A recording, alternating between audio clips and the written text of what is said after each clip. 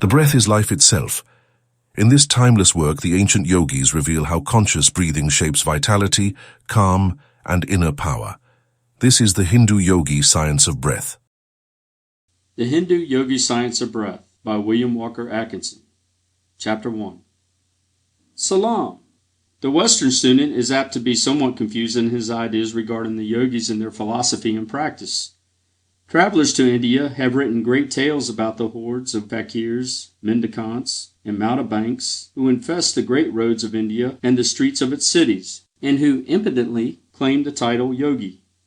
The Western student is scarcely to be blamed for thinking of the typical yogi as an emaciated, fanatical, dirty, ignorant Hindu, who either sits in a fixed posture until his body becomes ossified, or else holds his arm up in the air until it becomes stiff and withered and forever after remains in that position, or perhaps clenches his fist and holds it tight until his fingernails grow through the palms of his hands. That these people exist is true, but their claim to the title yogi seems as absurd to the true yogi as does the claim to the title doctor on the part of the man who pares one's corns seem to the eminent surgeon, or as does the title of professor, as assumed by the street corner vendor of worm medicine, seem to the president of Harvard or Yale. There have been for ages past in India and other Oriental countries men who devoted their time and attention to the development of man, physically, mentally, and spiritually. The experience of generations of earnest seekers has been handed down for centuries from teacher to pupil, and gradually a definite yogi science was built up. To these investigations and teachings was finally applied the term yogi, from the Sanskrit word yug, meaning to join. From the same source comes the English word yoke, with a similar meaning. Its use in connection with these teachings is difficult to trace. Different authorities give different explanations, but probably the most ingenious is that which holds that it is intended as the Hindu equivalent for the idea conveyed by the English phrase getting into harness, or yoking up, as the yogi undoubtedly gets into harness in his work of controlling the body and mind by the will. Yoga is divided into several branches, ranging from that which teaches the control of the body to that which teaches the attainment of the highest spiritual development. In the work, we will not go into the higher phases of the subject, except when the science of breath touches upon the same. The science of breath touches yoga at many points, and although chiefly concerned with the development and control of the physical, has also its psychic side, and even enters the field of spiritual development. In India, there are great schools of yoga, comprising thousands of the leading minds of that great country. The yoga philosophy is the rule of life for many people. The pure yogi teachings, however, are given only to the few, the masses being satisfied with the crumbs which fall from the tables of the educated classes, the Oriental custom in this respect being opposed to that of the Western world. But Western ideas are beginning to have their effect even in the Orient, and teachings which were once given only to the few are now freely offered to any who are ready to receive them.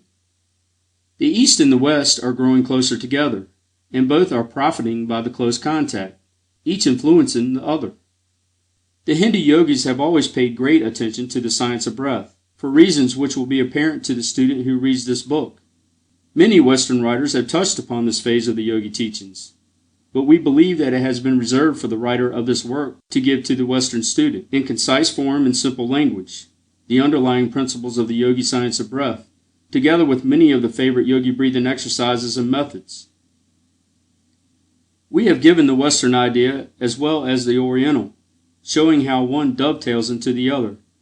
We have used the ordinary English terms almost entirely, avoiding the Sanskrit terms, so confusing to the average Western reader. The first part of the book is devoted to the physical phase of the science of breath. Then the psychic and mental sides are considered, and finally the spiritual side is touched upon. We may be pardoned if we express ourselves as pleased with our success in condensing as much yogi lore into so few pages, and by the use of words and terms which may be understood by anyone. Our only fear is that its very simplicity may cause some to pass it by as unworthy of attention, while they pass on their way searching for something deep, mysterious, and non-understandable. However, the Western mind is eminently practical, and we know that it is only a question of a short time before it will recognize the practicability of this work. We greet our students with our most profound salaam. and bid them be seated for their first lessons in the Yogi Science of Breath. End of Chapter 1.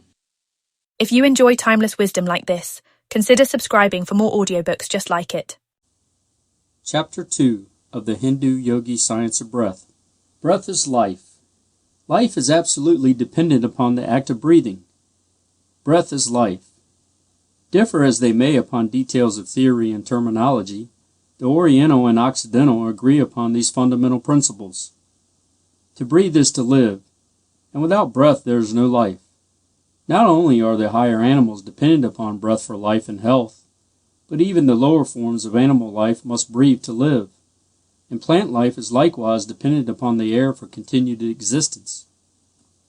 The infant draws in a long, deep breath, retains it for a moment to extract from its life-giving properties, and then exhales it in a long wail, and lo! Its life upon earth has begun.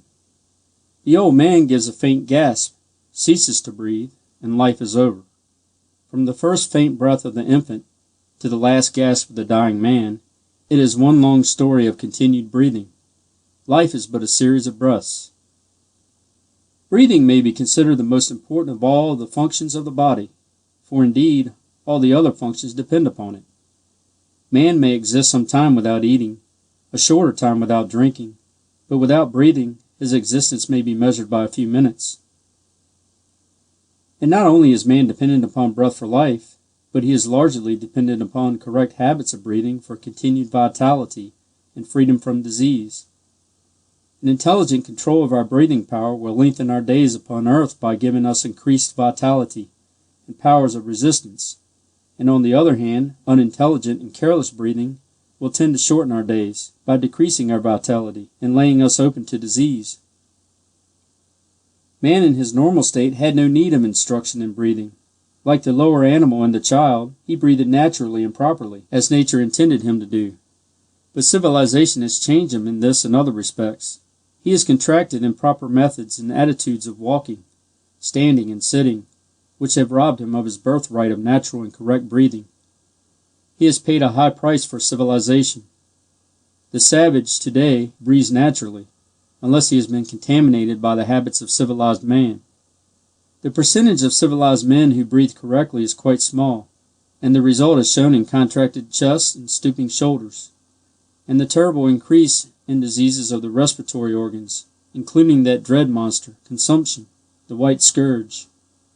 Eminent authorities have stated that one generation of correct breathers would regenerate the race, and disease would be so rare as to be looked upon as a curiosity. Whether looked at from the standpoint of the Oriental or Occidental, the connection between correct breathing and health is readily seen and explained. The Occidental teachings show that the physical health depends very materially upon correct breathing. The Oriental teachers not only admit that their Occidental brothers are right, but say that in addition to the physical benefit derived from the correct habits of breathing, man's mental power, happiness, self-control, clear-sightedness, morals, and even his spiritual growth may be increased by an understanding of the science of breath. Whole schools of Oriental philosophy have been founded upon this science, and this knowledge, when grasped by the Western races and by them put to the practical use which is their strong point, will work wonders among them. The theory of the East, wedded to the practice of the West, will produce worthy offspring. This work will take up the Yogi Science of Breath, which includes not only all that is known to the Western physiologist and hygienist, but the occult side of the subject as well. It not only points out the way to physical health along the lines of what Western scientists have termed deep breathing, etc., but also goes into the less known phases of the subject and shows how the Hindu yogi controls his body, increasing his mental capacity, and develops the spiritual side of his nature by the science of breath. The yogi practices exercises by which he attains control of his body, and is enabled to send to any organ or part an increased flow of vital force, or prana, thereby strengthening and invigorating the part or organ. He knows all that his Western scientific brother knows about the physiological effect of correct breathing, but he also knows that the air contains more than oxygen and hydrogen and nitrogen, and that something more is accomplished than the mere oxygenating of the blood. He knows something about prana, of which his Western brother is ignorant. and he is fully aware of the nature and manner of handling that great principle of energy, and is fully informed as to its effect upon the human body and mind. He knows that by rhythmical breathing one may bring himself into harmonious vibration with nature, and aid in the unfoldment of his latent powers. He knows that by controlled breathing he may not only cure disease in himself and others, but also practically do away with fear and worry and the baser emotions. To teach these things is the object of this work. We will give in a few chapters concise explanations and instructions, which might be extended into volumes. We hope to awaken the minds of the Western world to the value of the Yogi Science of Breath. End of Chapter 2.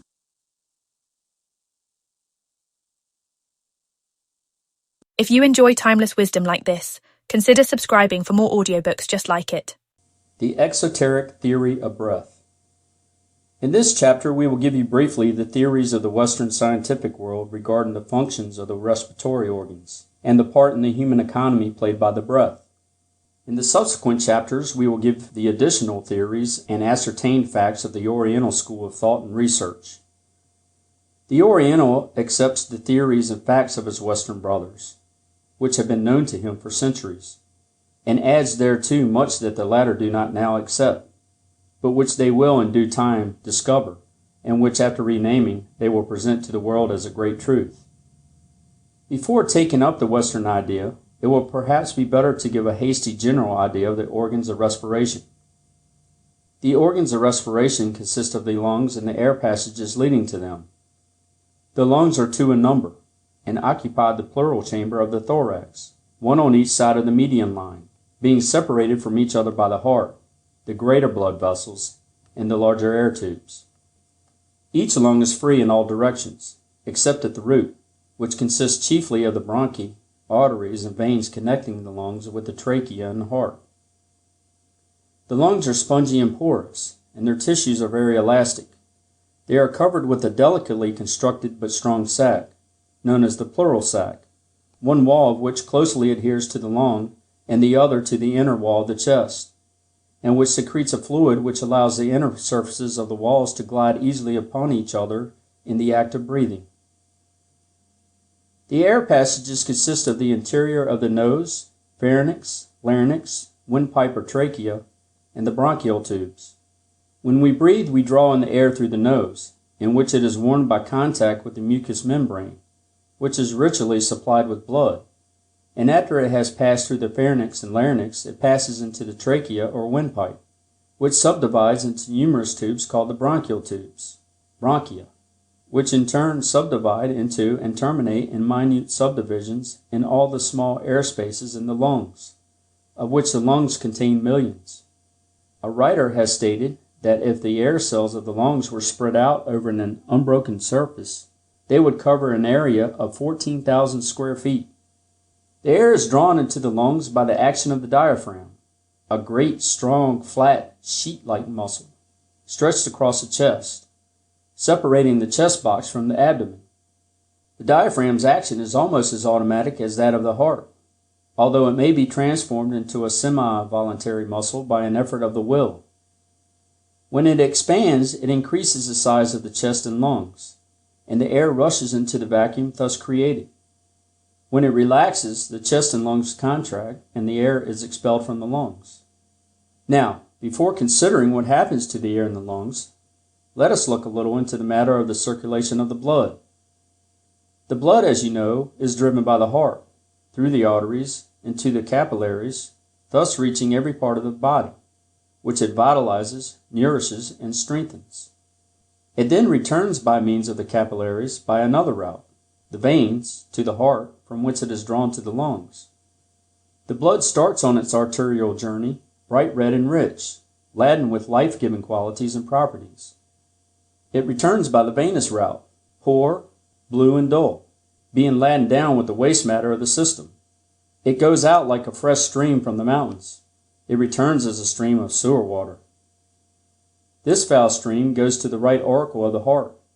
When this auricle becomes filled, it contracts and forces the stream of blood through an opening in the right ventricle of the heart, which in turn sends it on to the lungs, where it is distributed by millions of hair-like blood vessels to the air cells of the lungs, of which we have spoken. Now let us take up the story of the lungs at this point. The foul stream of blood is now distributed among the millions of tiny air cells in the lungs. A breath of air is inhaled, and the oxygen of the air comes in contact with the impure blood through the thin walls of the hair-like blood vessels of the lungs, which walls are thick enough to hold the blood, but thin enough to admit the oxygen to penetrate them. When the oxygen comes in contact with the blood, a form of combustion takes place, and the blood takes up oxygen and releases carbonic acid gas generated from the waste products and poisonous matter which has been gathered up by the blood from all parts of the system. The blood, thus purified and oxygenated, is carried back to the heart, again rich, red and bright, and laden with life-giving properties and qualities. Upon reaching the left auricle of the heart, it is forced into the left ventricle, from whence it is again forced out through the arteries on its mission of life to all parts of the system. It is estimated that in a single day of 24 hours, 35,000 pints of blood traverse the capillaries of the lungs. The blood corpuscles passing in single file and being exposed to the oxygen of the air on both of their surfaces. When one considers the minute details of the process alluded to, he is lost in wonder and admiration at nature's infinite care and intelligence. It will be seen that unless fresh air in sufficient quantities reaches the lungs, the foul stream of venous blood cannot be purified, and consequently not only is the body thus robbed of nourishment, but the waste products, which should have been destroyed, are returned to the circulation and poison the system, and death ensues. Impure air acts in the same way, only in a lessened degree. It will also be seen that if one does not breathe in a sufficient quantity of air, the work of the blood cannot go on properly, and the result is that the body is insufficiently nourished and disease ensues, or a state of imperfect health is experienced. The blood of one who breathes improperly is, of course, of a bluish dark color, lacking the rich redness of pure arterial blood. This often shows itself in a poor complexion. Proper breathing, and a consequent good circulation, results in a clear, bright complexion. A little reflection will show the vital importance of correct breathing. If the blood is not fully purified by the regenerative process of the lungs, it returns to the arteries in an abnormal state, insufficiently purified and imperfectly cleansed of the impurities which it took up on its return journey. These impurities, if returned to the system, will certainly manifest in some form of disease, either in a form of blood disease or some disease resulting from impaired functioning of some insufficiently nourished organ or tissue.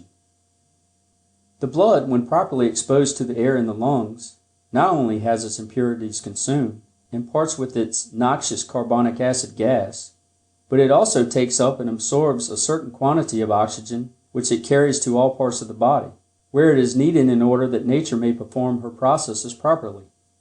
When the oxygen comes in contact with the blood, it unites with the hemoglobin of the blood and is carried to every cell, tissue, muscle, and organ, which it invigorates and strengthens, replacing the worn-out cells and tissue by new materials which nature converts to her use. Arterial blood, properly exposed to the air, contains about 25% of free oxygen. Not only is every part vitalized by the oxygen, but the act of digestion depends materially upon a certain amount of oxygenation of the food, and this can be accomplished only by the oxygen in the blood coming in contact with the food and producing a certain form of combustion. It is therefore necessary that a proper supply of oxygen be taken through the lungs. This accounts for the fact that weak lungs and poor digestion are so often found together. To grasp the full significance of this statement, one must remember that the entire body receives nourishment from the food assimilated, and that imperfect assimilation always means an imperfectly nourished body. Even the lungs themselves depend upon the same source for nourishment, and if through imperfect breathing the assimilation becomes imperfect, and the lungs in turn become weakened, they are rendered still less able to perform their work properly, and so in turn the body becomes further weakened. Every part of food and drink must be oxygenated before it can yield us the proper nourishment, and before the waste products of the system can be reduced to the proper condition to be eliminated from the system. Lack of sufficient oxygen means imperfect nutrition, imperfect elimination, and in perfect health. Verily, breath is life. The combustion arising from the change in the waste products generates heat and equalizes the temperature of the body. Good breathers are not apt to take cold, and they generally have plenty of good warm blood which enables them to resist the changes in the outer temperature. In addition to the above-mentioned important processes, the act of breathing gives exercise to the internal organs and muscles, which feature is generally overlooked by the Western writers on the subject, but which the yogis fully appreciate. In imperfect or shallow breathing, only a portion of the lung cells are brought into play, and a great portion of the lung capacity is lost, the system suffering in proportion to the amount of under-oxygenation. The lower animals in their native state breathe naturally, and primitive man undoubtedly did the same. The abnormal manner of living adopted by civilized man, the shadow that follows upon civilization, has robbed us of our natural habit of breathing, and the race has greatly suffered thereby. Man's only physical salvation is to get back to nature. End of chapter 3. If you enjoy timeless wisdom like this, consider subscribing for more audiobooks just like it. The Esoteric Theory of Breath. The science of breath, like many other teachings, has its esoteric or inner phase, as well as its exoteric or external. The physiological phase may be termed the outer or exoteric side of the subject, and the phase which we will now consider may be termed its esoteric or inner side. Occultists in all ages and lands have always taught, usually secretly to a few followers, that there was to be found in the air a substance or principle from which all activity, vitality, and life was derived. They differed in their terms and names for this force, as well as in the details of the theory, but the main principle is to be found in all occult teachings and philosophies, and has for centuries formed a portion of the teachings of the Oriental yogis.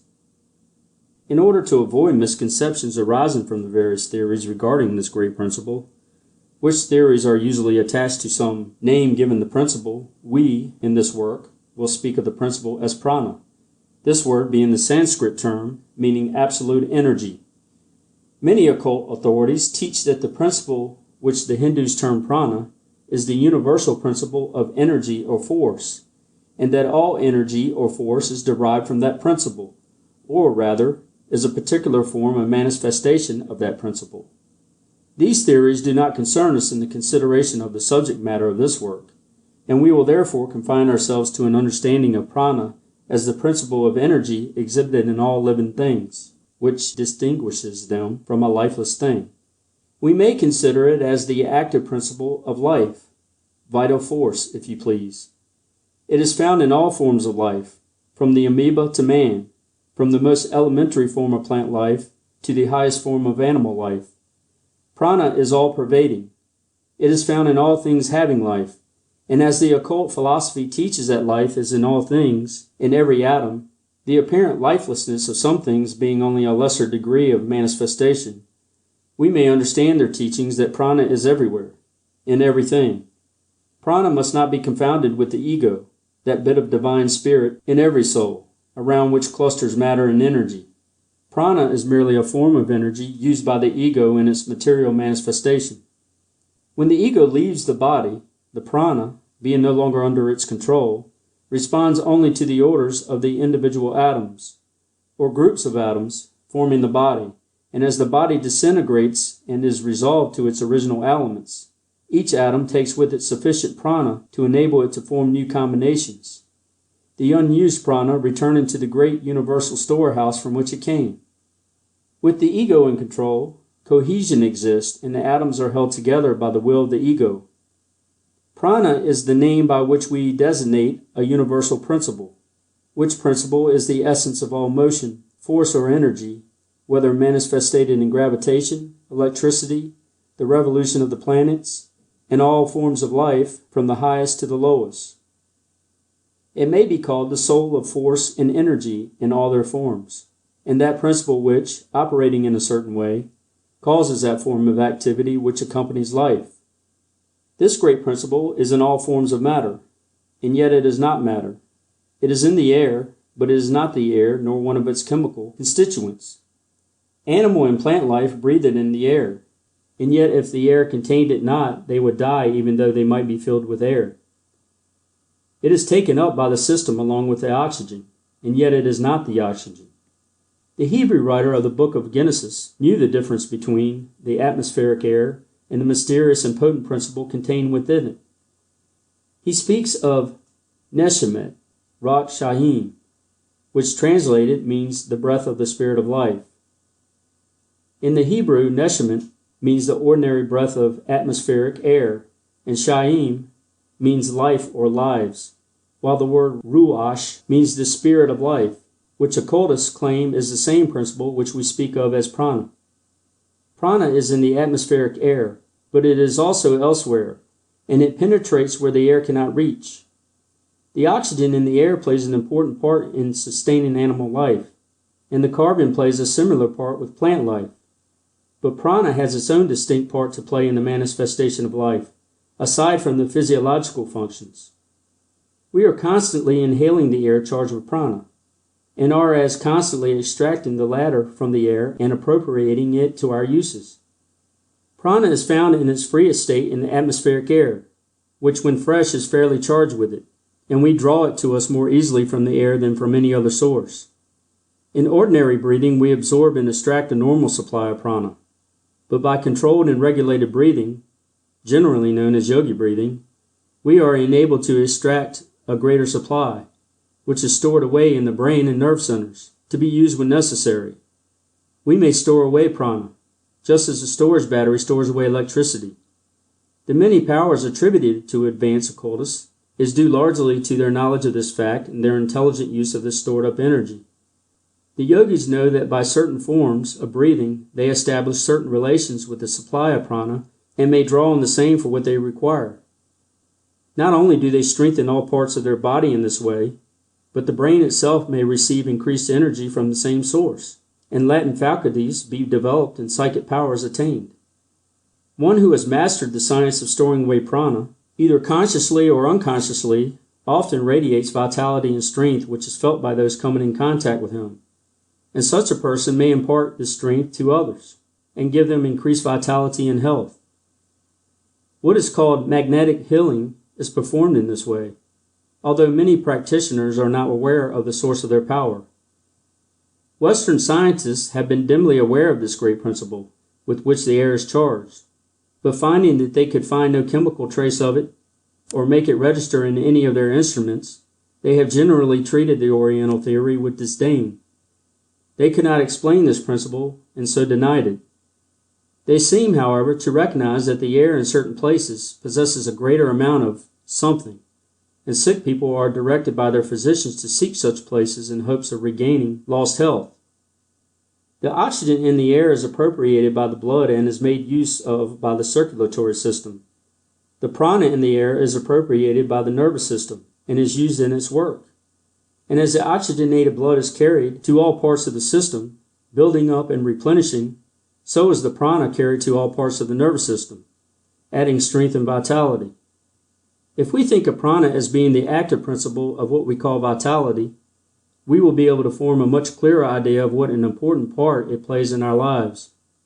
Just as is the oxygen in the blood used by the wants of the system, so the supply of prana taken up by the nervous system is exhausted by our thinking, willing, acting, etc., and in consequence constant replenishing is necessary. Every thought, every act, every effort of the will, every motion of a muscle uses up a certain amount of what we call nerve force, which is really a form of prana. To move a muscle, the brain sends out an impulse over the nerves, and the muscle contracts, and so much prana is expended. When it is remembered that the greater portion of prana acquired by man comes to him from the air inhaled, the importance of proper breathing is readily understood. End of chapter 4. If you enjoy timeless wisdom like this, consider subscribing for more audiobooks just like it. The nervous system. It will be noticed that the Western scientific theories regarding the breath confine themselves to the effects of the absorption of oxygen and its use through the circulatory system, while the yogi theory also takes into consideration the absorption of prana and its manifestation through the channels of the nervous system.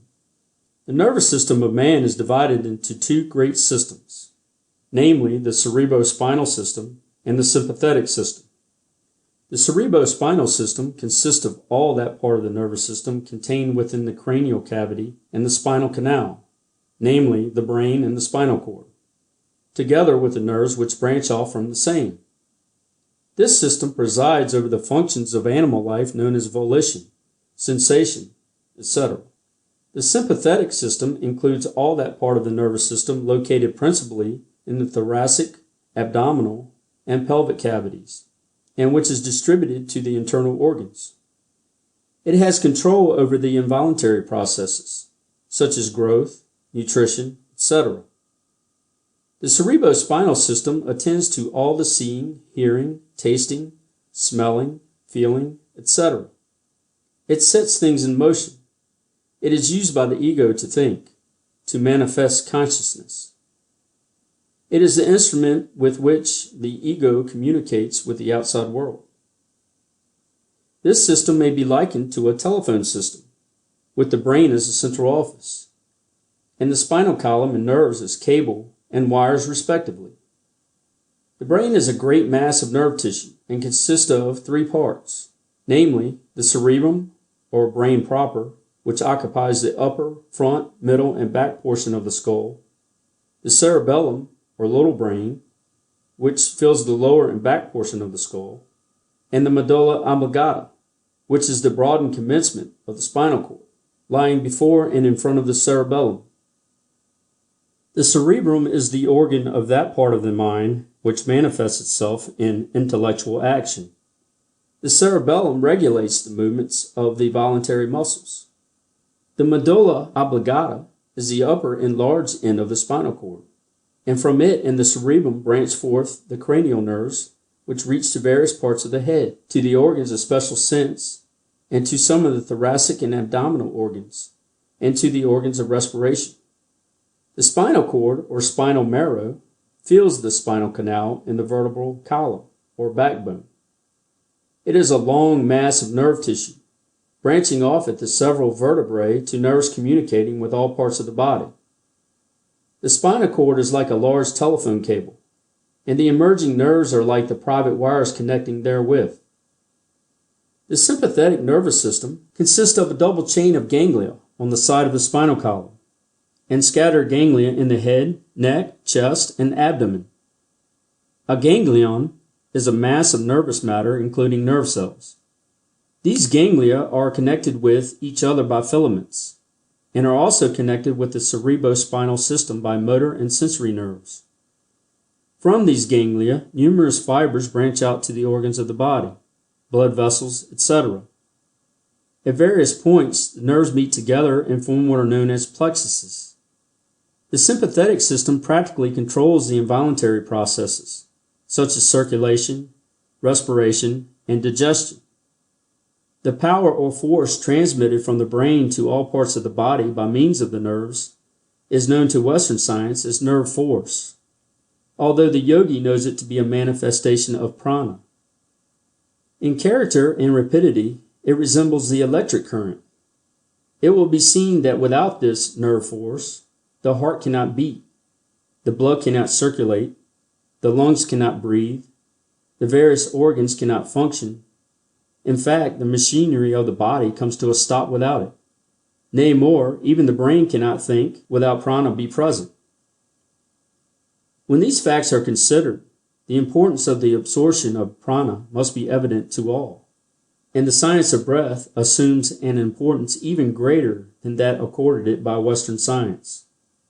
The yogi teachings go further than does Western science, in one important feature of the nervous system. We allude to what Western science terms the solar plexus, and which it considers as merely one of a series of certain matted nets of sympathetic nerves with their ganglia found in various parts of the body. Yogi science teaches that this solar plexus is really a most important part of the nervous system, and that it is a form of brain, playing one of the principal parts in the human economy. Western science seems to be moving gradually towards a recognition of this fact, which has been known to the yogis of the East for centuries. And some recent Western writers have termed the solar plexus the abdominal brain. The solar plexus is situated in the epigastric region, just back of the pit of the stomach, on either side of the spinal column. It is composed of white and gray brain matter, similar to that composing the other brains of man. It has control of the main internal organs of man, and plays a much more important part than is generally recognized. We will not go into the yogi theory regarding the solar plexus, further than to say that they know it as the great central storehouse of prana. Men have been known to be instantly killed by a severe blow over the solar plexus, and prize fighters recognize its vulnerability and frequently temporarily paralyze their opponents by a blow over this region. The name solar is well bestowed on this brain, as it radiates strength and energy to all parts of the body, even the upper brains depending largely upon it as a storehouse of prana. Sooner or later, Western science will fully recognize the real function of the solar plexus and will accord to it a far more important place than it now occupies in their textbooks and teachings. End of Chapter 5. If you enjoy timeless wisdom like this, consider subscribing for more audiobooks just like it. Nostril breathing versus mouth breathing. One of the first lessons in the Yogi Science of Breath is to learn how to breathe through the nostrils, and to overcome the common practice of mouth breathing. The breathing mechanism of man is so constructed that he may breathe either through the mouth or nasal tubes. But it is a matter of vital importance to him which method he follows, as one brings health and strength, and the other disease and weakness. It should not be necessary to state to the student that the proper method of breathing is to take the breath through the nostrils. But alas, the ignorance among civilized people regarding this simple matter is astounding. We find people in all walks of life habitually breathing through their mouths, and allowing their children to follow their horrible and disgusting example. Many of the diseases to which civilized man is subject are undoubtedly caused by this common habit of mouth breathing. Children permitted to breathe in this way grow up with impaired vitality and weakened constitutions, and in manhood and womanhood break down and become chronic invalids. The mother of the savage race does better, being evidently guided by her intuition. She seems to instinctively recognize that the nostrils are the proper channels for the conveyal of air to the lungs, and she trains her infant to close its little lips and breathe through the nose. She tips its head forward when it is asleep, which attitude closes the lips and makes nostril breathing imperative. If our civilized mothers were to adopt the same plan, it would work a great good for the race. Many contagious diseases are contracted by the disgusting habit of mouth breathing, and many cases of cold and catarrhal affections are also attributable to the same cause. Many persons who, for the sake of appearances, keep their mouth closed during the day, persist in mouth breathing at night and often contract disease in this way. Carefully conducted scientific experiments have shown that soldiers and sailors who sleep with their mouths open are much more liable to contract contagious diseases than those who breathe properly through the nostrils. An instance is related in which smallpox became epidemic on a man of war in foreign parts, and every death which resulted was that of some sailor or marine who was a mouth breather, not a single nostril breather succumbing. The organs of respiration have their only protective apparatus, filter, or dust catcher in the nostrils. When the breath is taken through the mouth, there is nothing from mouth to lungs to strain the air, or to catch the dust and other foreign matter in the air. From mouth to lungs, the dirt or impure substance has a clear track, and the entire respiratory system is unprotected. And, moreover, such incorrect breathing admits cold air to the organs, thereby injuring them.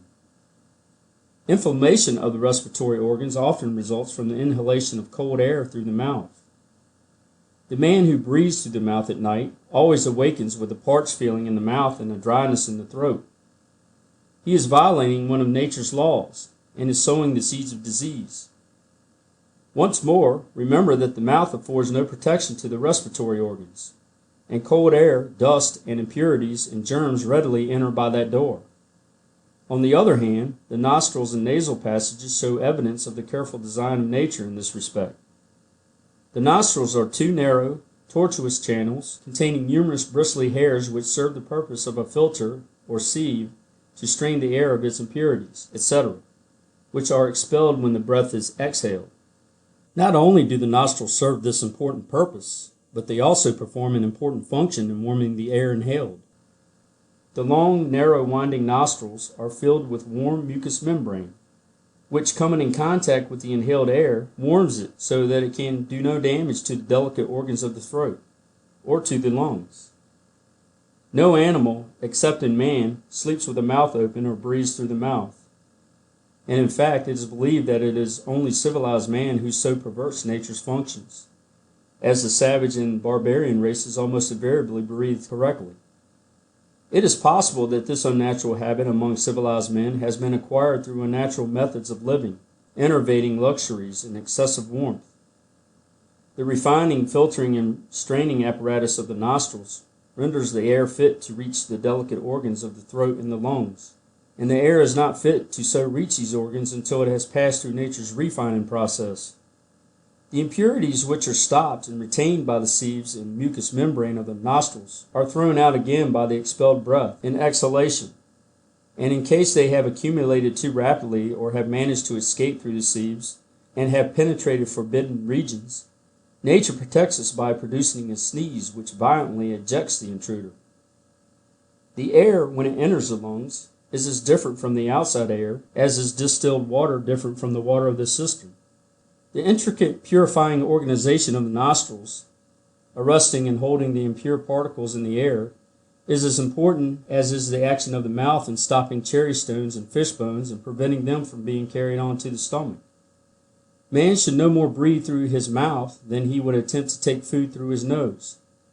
Another feature of mouth breathing is that the nasal passages, being thus comparatively unused, consequently fail to keep themselves clean and clear, and become clogged up and unclean, and are apt to contract local diseases.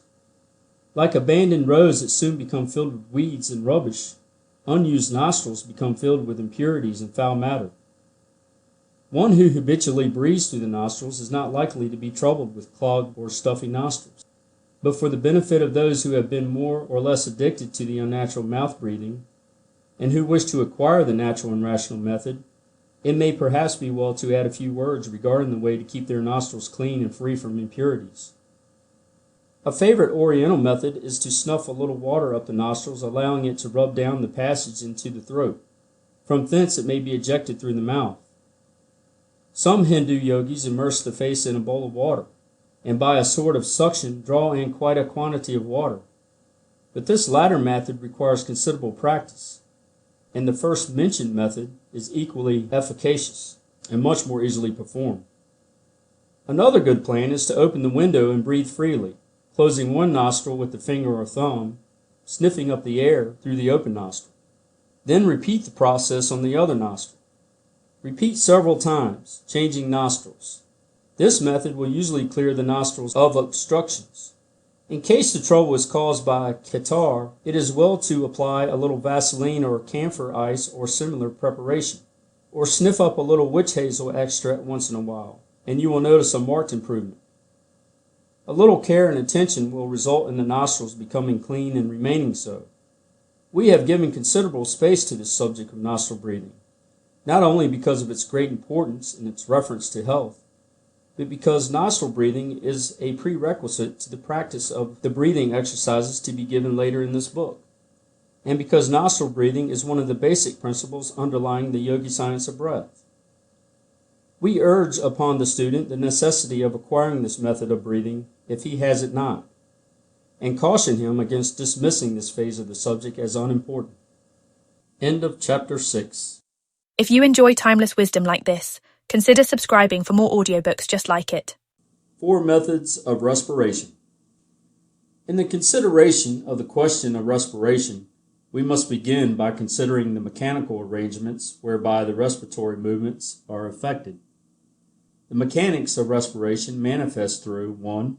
The elastic movements of the lungs, and 2. The activities of the sides and bottom of the thoracic cavity in which the lungs are contained.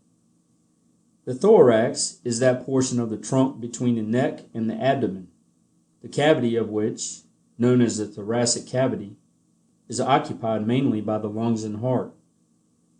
It is bounded by the spinal column, the ribs with their cartilages, the breastbone, and below by the diaphragm. It is generally spoken of as the chest. It has been compared to a completely shut conical box, the small end of which is turned upward, the back of the box being formed by the spinal column, the front of the breastbone, and the sides of the ribs. The ribs are 24 in number, 12 on each side, and emerge from each side of the spinal column. The upper 7 pair are known as true ribs, being fastened to the breastbone direct, while the lower 5 pairs are called false ribs, or floating ribs, because they are not so fastened, the upper 2 of them being fastened by cartilage to the other ribs, the remainder having no cartilages, their forward ends being free. The ribs are moved in respiration by 2 superficial muscular layers, known as the intercostal muscles. The diaphragm, the muscular partition before alluded to, separates the chest box from the abdominal cavity. In the act of inhalation, the muscles expand the lungs so that a vacuum is created, and the air rushes in accordance with well-known law of physics. Everything depends upon the muscles concerned in the process of respiration, which we may, as for convenience, term the respiratory muscles. Without the aid of these muscles, the lungs cannot expand, and upon the proper use and control of these muscles, the science of breath largely depends. The proper control of these muscles will result in the ability to attain the maximum degree of lung expansion and the greatest amount of the life-giving properties of the air into the system.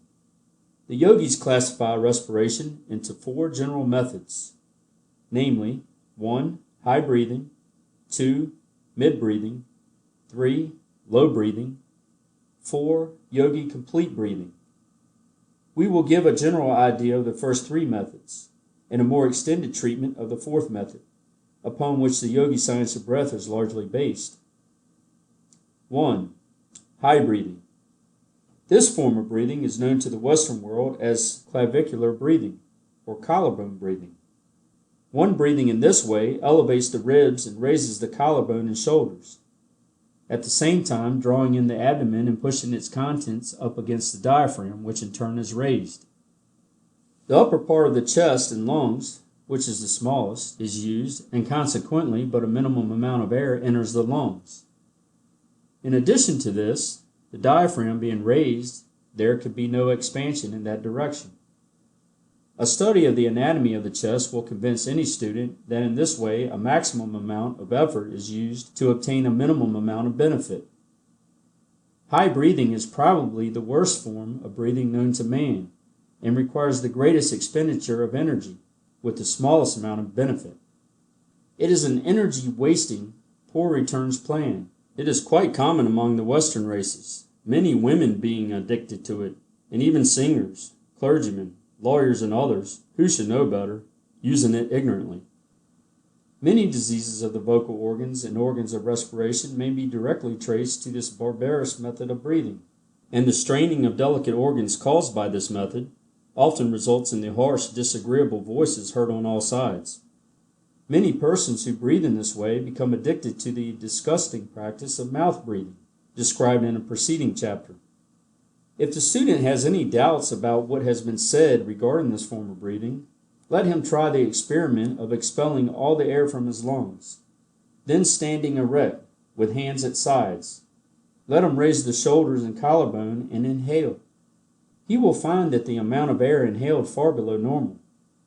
Then let him inhale a full breath, after dropping the shoulders and collarbone, and he will receive an object lesson in breathing which he will be apt to remember much longer than he would any words, printed or spoken. 2. Mid-breathing.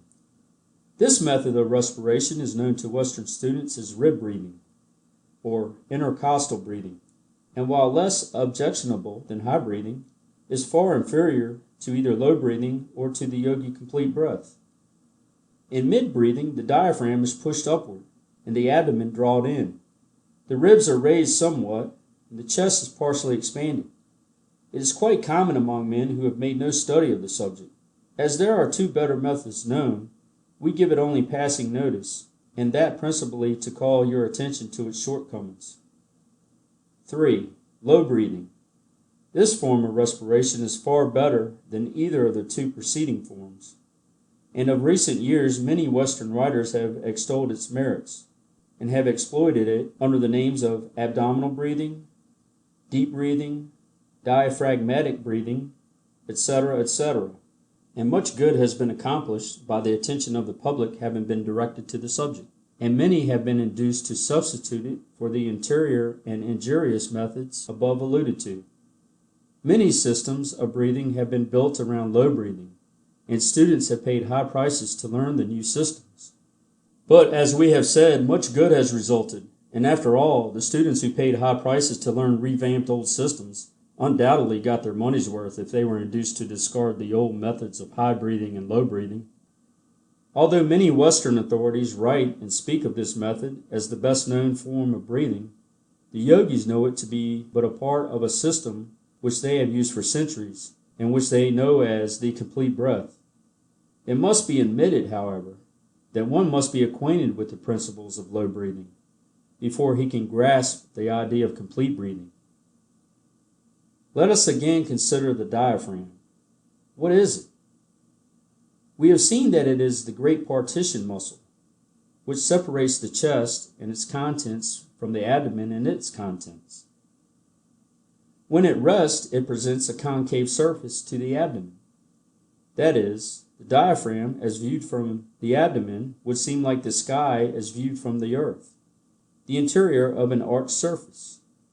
Consequently, the side of the diaphragm toward the chest organs is like a protruding, rounded surface, like a hill. When the diaphragm is brought into use, the hill formation is lowered, and the diaphragm presses upon the abdominal organs and forces out the abdomen. In low breathing, the lungs are given freer play than in the methods already mentioned, and consequently more air is inhaled. This fact has led the majority of Western writers to speak and write of low breathing, which they call abdominal breathing, as the highest and best method known to science. But the Oriental yogi has long known of a better method, and some few Western writers have also recognized this fact. The trouble with all methods of breathing, other than yogi complete breathing, is that in none of these methods do the lungs become filled with air. At the best, only a portion of the lung space is filled, even in low breathing. High breathing fills only the upper portion of the lungs. Mid breathing fills only the middle and a portion of the upper parts. Low breathing fills only the lower and middle parts. It is evident that any method that fills the entire lung space must be far preferable to those filling only certain parts. Any method which will fill the entire lung space must be the greatest value to man in the way of allowing him to absorb the greatest quantity of oxygen and to store away the greatest amount of prana. The complete breath is known to the yogis to be the best method of respiration known to science. The yogi complete breath. Yogi complete breathing includes all the good points of high breathing, mid breathing, and low breathing, with the objectionable features of each eliminated. It brings into play the entire respiratory apparatus, every part of the lungs, every air cell, every respiratory muscle. The entire respiratory organism responds to this method of breathing, and the maximum amount of benefit is derived from the minimum expenditure of energy. The chest cavity is increased to its normal limits in all directions, and every part of the machinery performs its natural work and functions. One of the most important features of this method of breathing is the fact that the respiratory muscles are fully called into play, whereas in the other forms of breathing, only a portion of these muscles are so used.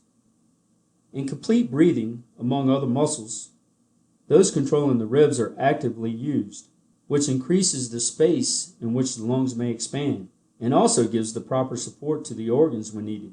Nature availing herself of the perfection of the principle of leverage in this process. Certain muscles hold the lower ribs firmly in position, while other muscles bend them outward. Then again, in this method, the diaphragm is under perfect control and is able to perform its functions properly, and in such manner as to yield the maximum degree of service. In the rib action, above alluded to, the lower ribs are controlled by the diaphragm, which draws them slightly downward, while other muscles hold them in place and the intercostal muscles force them outward. which combined action increases the mid-chest cavity to its maximum. In addition to this muscular action, the upper ribs are also lifted and forced outward by the intercostal muscles, which increases the capacity of the upper chest to its fullest extent. If you have studied the special features of the four given methods of breathing, you will at once see that the complete breath comprises all the advantageous features of the three other methods, plus the reciprocal advantages accruing from the combined action of the high chest, mid-chest, and diaphragmatic regions, and the normal rhythm thus obtained.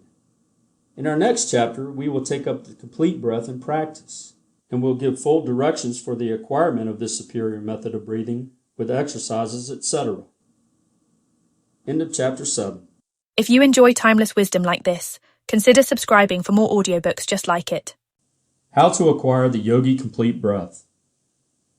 The Yogi Complete Breath is the fundamental breath of the entire Yogi Science of Breath, and the student must fully acquaint himself with it, and master it perfectly before he can hope to obtain results from the other forms of breath mentioned and given in this book.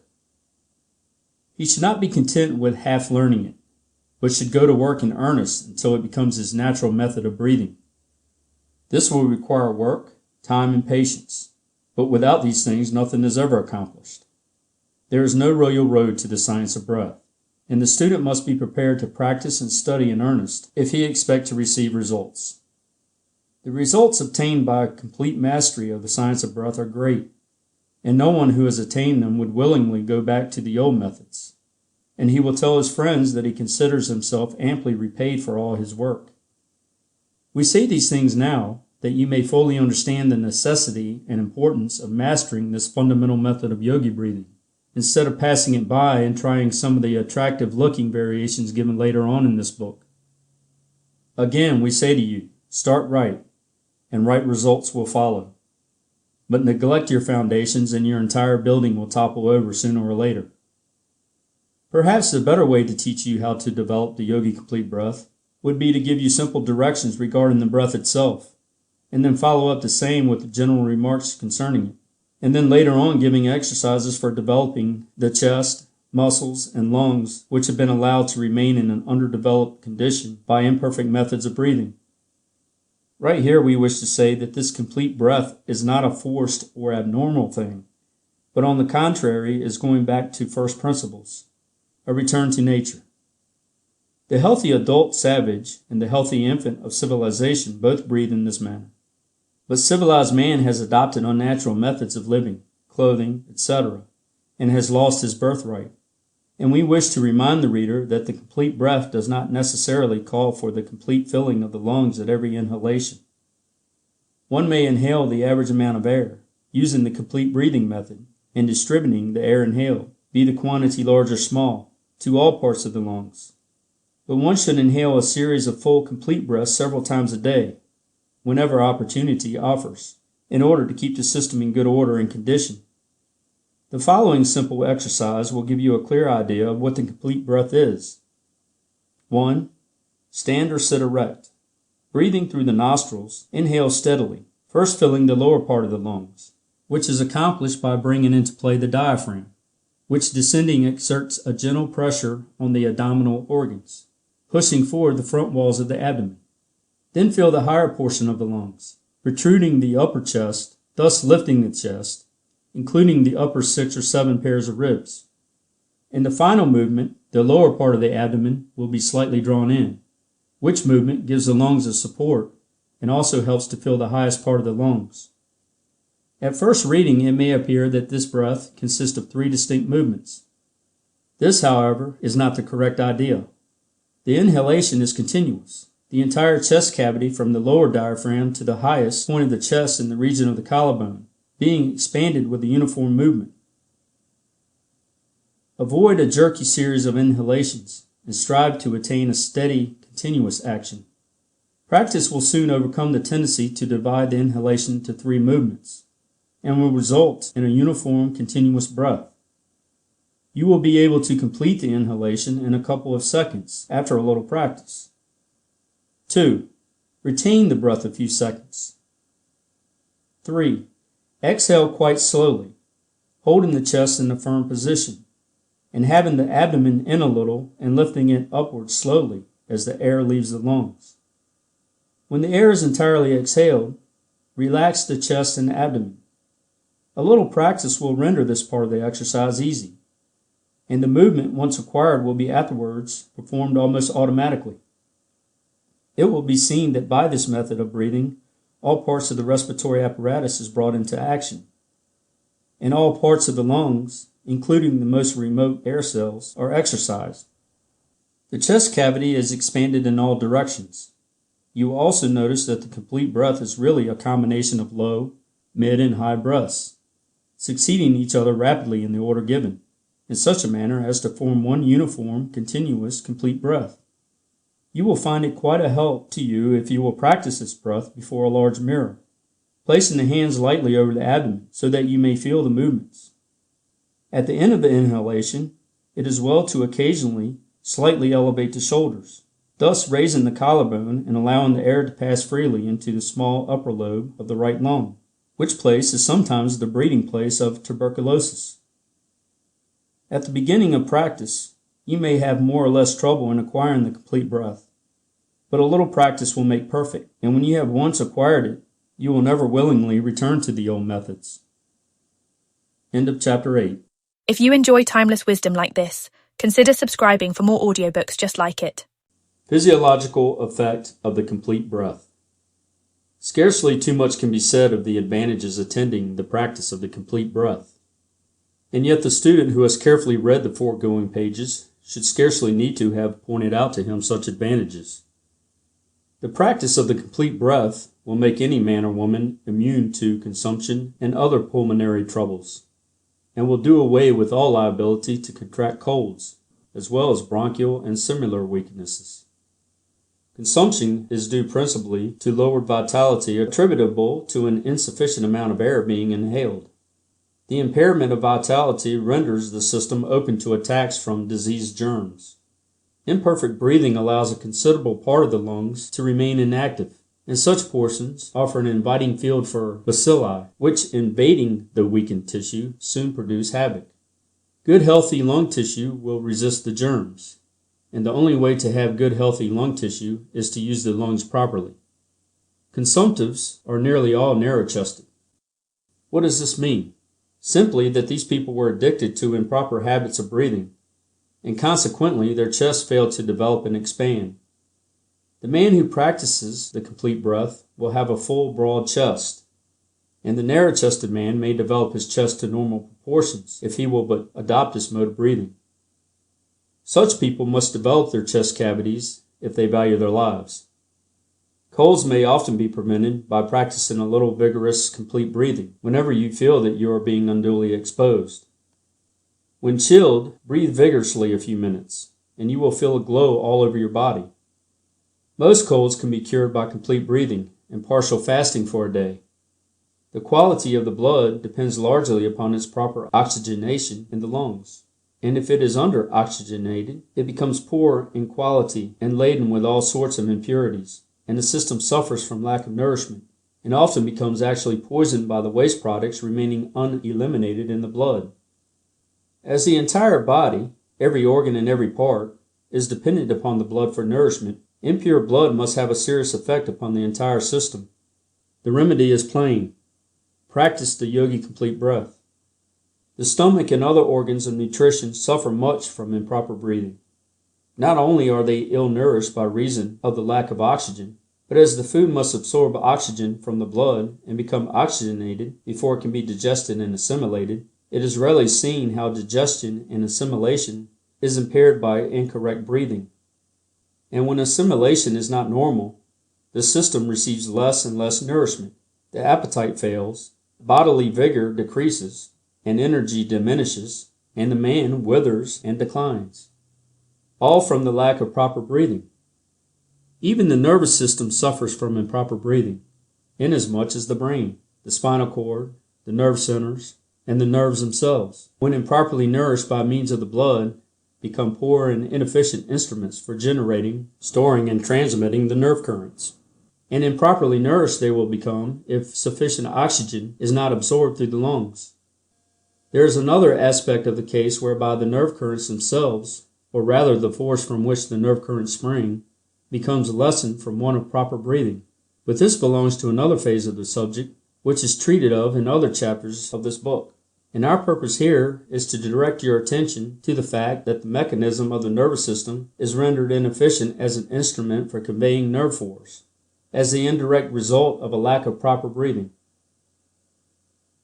The effect of the reproductive organs upon the general health is too well known to be discussed at length here, but we may be permitted to say that with the reproductive organs in a weakened condition, the entire system feels the reflex action and suffers sympathetically.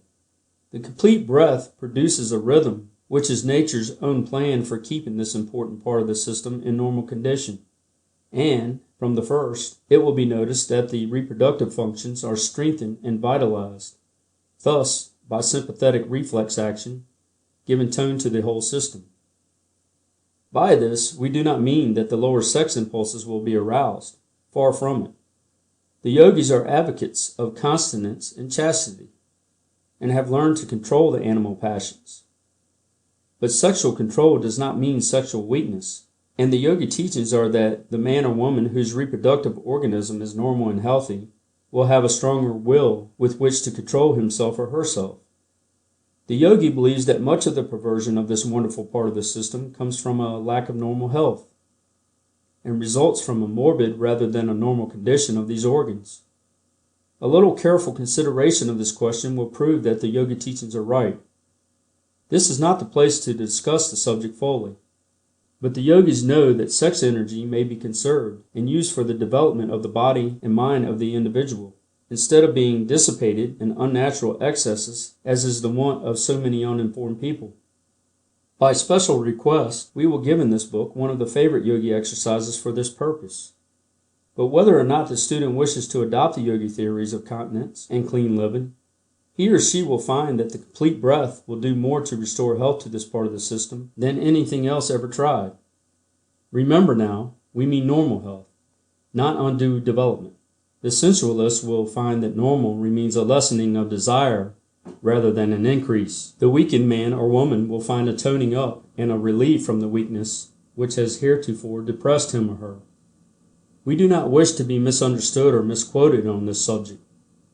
The yogi's ideal is a body strong in all its parts, under the control of a masterful and developed will, animated by high ideals. In the practice of the complete breath, during inhalation, the diaphragm contracts and exerts a gentle pressure upon the liver, stomach, and other organs, which in connection with the rhythm of the lungs acts as a gentle massage of these organs and stimulates their actions, and encourages normal functioning. Each inhalation aids in this internal exercise, and assists in causing a normal circulation to the organs of nutrition and elimination. In high or mid breathing, the organs lose the benefit accruing from this internal massage. The Western world is paying much attention to physical culture just now, which is a good thing. But in their enthusiasm, they must not forget that the exercise of the external muscles is not everything. The internal organs also need exercise, and nature's plan for this exercise is proper breathing. The diaphragm is nature's principal instrument for this internal exercise. Its motion vibrates the important organs of nutrition and elimination, and massages and kneads them at each inhalation and exhalation, forcing blood into them and then squeezing it out, and imparting a general tone to the organs. Any organ or part of the body which is not exercised gradually atrophies and refuses to function properly, and lack of the internal exercise afforded by the diaphragmatic action leads to diseased organs. The complete breath gives the proper motion to the diaphragm, as well as exercise in the middle and upper chest. It is indeed complete in its action. From the standpoint of Western physiology alone, without reference to the Oriental philosophies and science, this yogi system of complete breathing is of vital importance to every man, woman, and child who wishes to acquire health and keep it. Its very simplicity keeps thousands from seriously considering it, while they spend fortunes in seeking health through complicated and expensive systems. Health knocks at their door and they answer not. Verily, the stone which the builders reject is the real cornerstone of the temple of health. End of chapter 9. If you enjoy timeless wisdom like this, consider subscribing for more audiobooks just like it. A few bits of yogi lore. We give below 3 forms of breath, quite popular among the yogis. The first is the well-known yogi cleansing breath, to which is attributed much of the great lung endurance found among the yogis. They usually finish up a breathing exercise with this cleansing breath, and we have followed this plan in this book. We also give the yogi nerve vitalizing exercise, which has been handed down among them for ages, and which has never been improved on by Western teachers of physical culture, although some of them have borrowed it from teachers of yoga. We also give the yogi vocal breath, which accounts largely for the melodious, vibrant voices of the better class of the Oriental yogis. We feel that if this book contained nothing more than these 3 exercises, it would be invaluable to the Western student. Take these exercises as a gift from your Eastern brothers and put them into practice. The yogi cleansing breath. The yogis have a favorite form of breathing which they practice when they feel the necessity of ventilating and cleansing the lungs. They conclude many of their other breathing exercises with this breath, and we have followed this practice in this book. This cleansing breath ventilates and cleanses the lungs, stimulates the cells, and gives a general tone to the respiratory organs, and is conducive to their general healthy condition. Besides this effect, it is found to greatly refresh the entire system. Speakers, singers, etc. will find this breath especially restful after having tired the respiratory organs. 1. Inhale a complete breath. 2. Retain the air a few seconds. 3. Pucker up the lips as if for a whistle, but do not swell out the cheeks. Then exhale a little air through the opening with considerable vigor. Then stop for a moment, retaining the air, and then exhale a little more air. Repeat until the air is completely exhaled. Remember that considerable vigor is to be used in exhaling the air through the opening in the lips. This breath will be found quite refreshing when one is tired and generally used up. A trial will convince the student of its merits. This exercise should be practiced until it can be performed naturally and easily, as it is used to finish up a number of other exercises given in this book, and it should be thoroughly understood. The yogi nerve vitalizing breath. This is an exercise well known to the yogis, who consider it one of the strongest nerve stimulants and invigorants known to man. Its purpose is to stimulate the nervous system, develop nerve force, energy, and vitality. This exercise brings a stimulating pressure to bear on important nerve centers, which in turn stimulate and energize the entire nervous system, and send an increased flow of nerve force to all parts of the body. 1. Stand erect. 2. Inhale a complete breath and retain same. 3. Extend the arms straight in front of you, letting them be somewhat limp and relaxed, with only sufficient nerve force to hold them out. 4. Slowly draw the hands back toward the shoulders, gradually contracting the muscles and putting force into them, so that when they reach the shoulders, the fists will be so tightly clenched that a tremulous motion is felt. 5. Then, keeping the muscles tense, push the fists slowly out, and then draw them back rapidly, still tense, several times. 6. Exhale vigorously through the mouth. 7. Practice the cleansing breath. The efficiency of this exercise depends greatly upon the speed of the drawing back of the fists and the tension of the muscles, and, of course, upon the full lungs. This exercise must be tried to be appreciated. It is without equal as a bracer, as our Western friends put it. The yogi vocal breath. The yogis have a form of breathing to develop the voice. They are noted for their wonderful voices, which are strong, smooth, and clear, and have a wonderful trumpet-like carrying power. They have practiced this particular form of breathing exercise, which has resulted in rendering their voices soft, beautiful, and flexible, imparting to it that indescribable, peculiar floating quality, combined with great power. The exercise given below will in time impart the above-mentioned qualities, or the yogi voice, to the student who practices it faithfully. It is to be understood, of course, that this form of breath is to be used only as an occasional exercise, and not as a regular form of breathing. 1. Inhale a complete breath very slowly, but steadily, through the nostrils, taking as much time as possible in the inhalation. 2. Retain for a few seconds.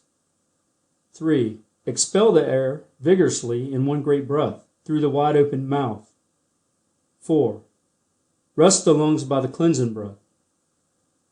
Without going deeply into the yogi theories of sound production in speaking and singing, we wish to say that experience has taught them that the timbre, quality and power of a voice, depends not alone upon the vocal organs in the throat, but that the facial muscles, etc., have much to do with the matter. Some men with large chests produce but a poor tone, while others with comparatively small chests produce tones of amazing strength and quality. Here is an interesting experiment worth trying. Stand before a glass and pucker up your mouth and whistle, and note the shape of your mouth and the general expression of your face. Then sing or speak as you do naturally, and see the difference. Then start to whistle again for a few seconds, and then, without changing the position of your lips or face, sing a few notes and notice what a vibrant, resonant, clear, and beautiful tone is produced. End of section 10. If you enjoy timeless wisdom like this, consider subscribing for more audiobooks just like it. The 7 Yogi Developing Exercises. The following are the 7 favorite exercises of the yogis for developing the lungs, muscles, ligaments, air cells, etc. They are quite simple but marvelously effective. Do not let the simplicity of these exercises make you lose interest, for they are the result of careful experiments and practice on the part of the yogis, and are the essence of numerous intricate and complicated exercises, the non-essential portions being eliminated and the essential features retained. 1. The retained breath. This is a very important exercise which tends to strengthen and develop the respiratory muscles as well as the lungs, and its frequent practice will also tend to expand the chest. The yogis have found that an occasional holding of the breath after the lungs have been filled with the complete breath is very beneficial, not only to the respiratory organs, but to the organs of nutrition, the nervous system, and the blood itself. They have found that an occasional holding of the breath tends to purify the air which has remained in the lungs from former inhalations, and to more fully oxygenate the blood. They also know that the breath so retained gathers up all the waste matter, and when the breath is expelled, it carries with it the effete matter of the system, and cleanses the lungs just as a purgative does the bowels. The yogis recommend this exercise for various disorders of the stomach, liver, and blood, and also find that it frequently relieves bad breath, which often arises from poorly ventilated lungs. We recommend students to pay considerable attention to this exercise, as it has great merits. The following directions will give you a clear idea of the exercise. 1. Stand erect. 2. Inhale a complete breath. 3. Retain the air as long as you can comfortably. 4. Exhale vigorously through the open mouth.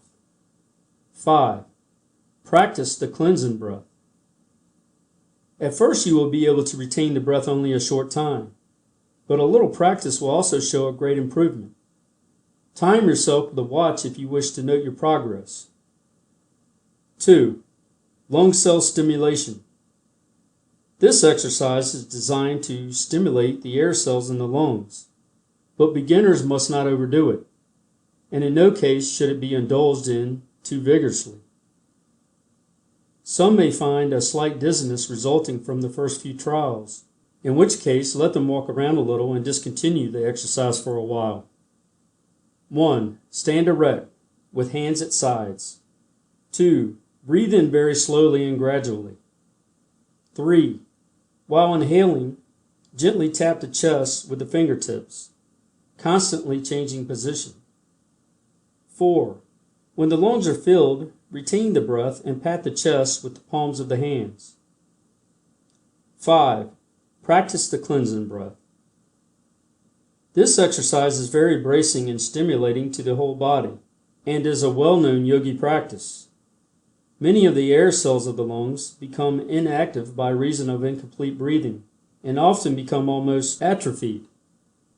One who has practiced imperfect breathing for years will find it not so easy to stimulate all these ill-used air cells into activity all at once by the complete breath. But this exercise will do much toward bringing about the desired result, and is worth study and practice. 3. Rib stretching. We have explained that the ribs are fastened by cartilages, which admit of considerable expansion. In proper breathing, the ribs play an important part, and it is well to occasionally give them a little special exercise in order to preserve their elasticity. Standing or sitting in unnatural positions, to which many of the Western people are addicted, is apt to render the ribs more or less stiff and inelastic, and this exercise will do much to overcome same. 1. Stand erect. 2. Place the hands one on each side of the body, as high up under the armpits as convenient, the thumbs reaching toward the back, the palms on the side of the chest, and the fingers to the front over the breast. 3. Inhale a complete breath. 4. Retain the air for a short time. 5. Then gently squeeze the sides, at the same time slowly exhaling. 6. Practice the cleansing breath. Use moderation in this exercise and do not overdo it. 4. Chest expansion. The chest is quite apt to be contracted from bending over one's work, etc. This exercise is very good for the purpose of restoring natural conditions and gaining chest expansion. 1. Stand erect. 2. Inhale a complete breath. 3. Retain the air. 4. Extend both arms forward and bring the two clenched fists together on a level with the shoulder. 5. Then swing back the fists vigorously until the arms stand out straight sideways from the shoulders. 6. Then bring back to position 4 and swing to position 5. Repeat several times. 7. Exhale vigorously through the opened mouth. 8. Practice the cleansing breath. Use moderation and do not overdo this exercise. 5. Walking exercise. 1. Walk with head up, chin drawn slightly in, shoulders back, and with measured tread. 2. Inhale a complete breath, counting mentally. 1, 2, 3, 4, 5, 6, 7, 8. 1 count to each step, making the inhalation extend over the 8 counts. 3. Exhale slowly through the nostrils, counting as before. 1, 2, 3, 4, 5, 6, 7, 8. 1 count to a step. 4. Rest between breaths, continuing walking and counting. 1, 2, 3, 4, 5, 6, 7, 8. 1 count to a step. 5. Repeat until you begin to feel tired, then rest for a while, and resume at pleasure. Repeat several times a day. Some yogis vary this exercise by retaining the breath during a 1, 2, 3, 4 count, and then exhale in an 8-step count. Practice whichever plan seems most agreeable to you. 6. Morning exercise. 1. Stand erect in a military attitude. Head up, eyes front, shoulders back, knees stiff, hands at sides. 2. Raise body slowly on toes, inhaling a complete breath, steadily and slowly. 3. Retain the breath for a few seconds, maintaining the same position. 4. Slowly sink to first position, at the same time slowly exhaling the air through the nostrils. 5. Practice cleansing breath. 6. Repeat several times, varying by using right leg alone, then left leg alone. 7. Stimulating circulation. 1. Stand erect. 2. Inhale complete breath and retain. 3. Bend forward slightly and grasp a stick or cane steadily and firmly, and gradually exerting your entire strength upon the grasp. 4. Relax the grasp. Return to first position and slowly exhale. 5. Repeat several times. 6. Finish with a cleansing breath. This exercise may be performed without the use of a stick or cane, by grasping an imaginary cane using the will to exert the pressure. The exercise is a favorite yogi plan of stimulating the circulation by driving the arterial blood to the extremities and drawing back the venous blood to the heart and lungs that it may take up the oxygen which has been inhaled with the air. In cases of poor circulation, there is not enough blood in the lungs to absorb the increased amount of oxygen inhaled, and the system does not get the full benefit of the improved breathing. In such cases, particularly, it is well to practice this exercise, occasionally with the regular complete breathing exercise. End of Chapter 11. If you enjoy timeless wisdom like this, consider subscribing for more audiobooks just like it. 7 Minor Yogi Exercises. This chapter is composed of 7 minor yogi breathing exercises, bearing no special names, but each distinct and separate from the others and having a different purpose in view.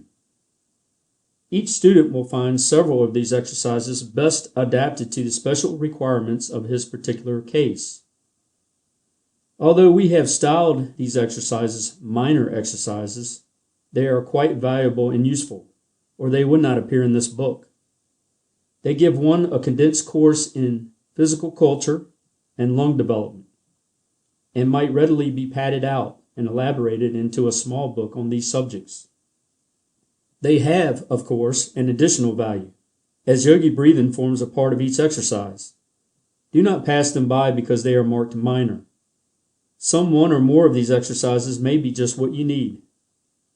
Try them and decide for yourself. Exercise 1.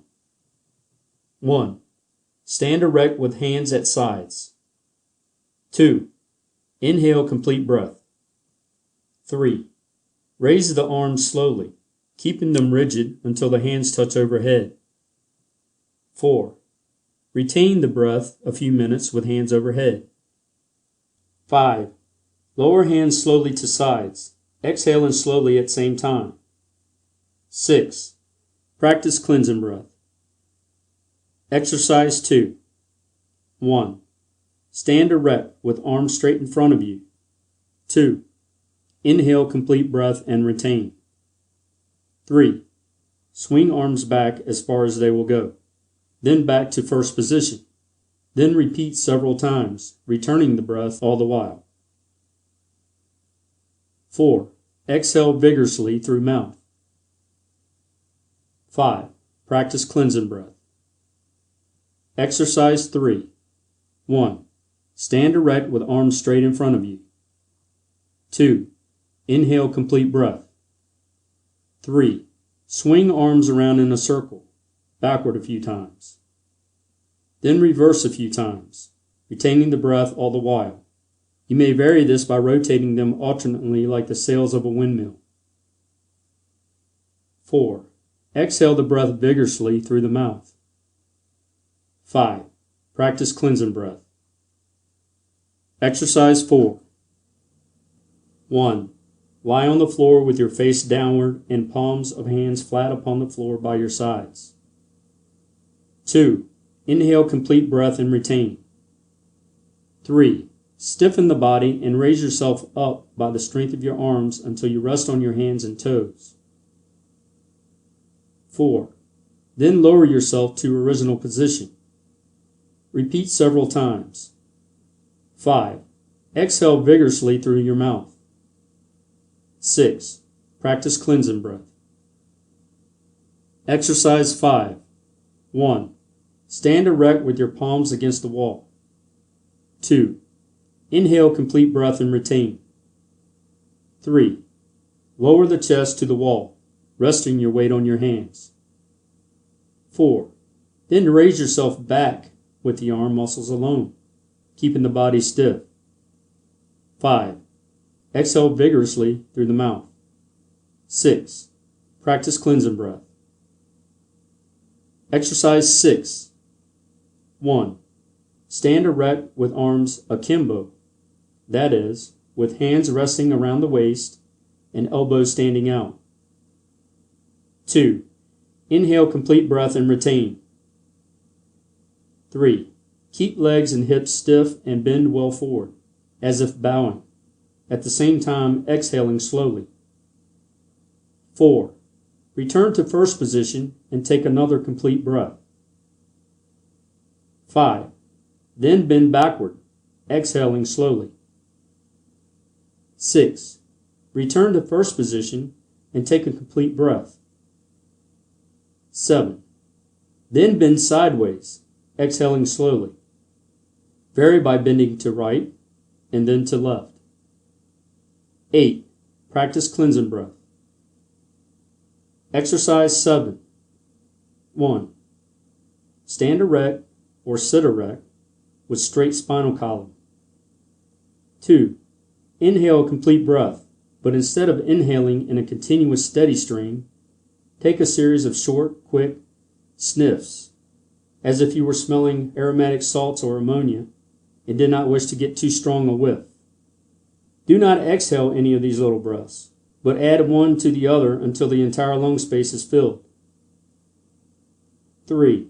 Retain for a few seconds. 4. Exhale through the nostrils in a long, restful, sighing breath. 5. Practice cleansing breath. End of chapter 12. If you enjoy timeless wisdom like this, consider subscribing for more audiobooks just like it.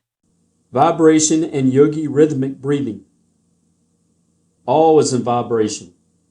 From the tiniest atom to the greatest sun, everything is in a state of vibration. There is nothing in absolute rest in nature.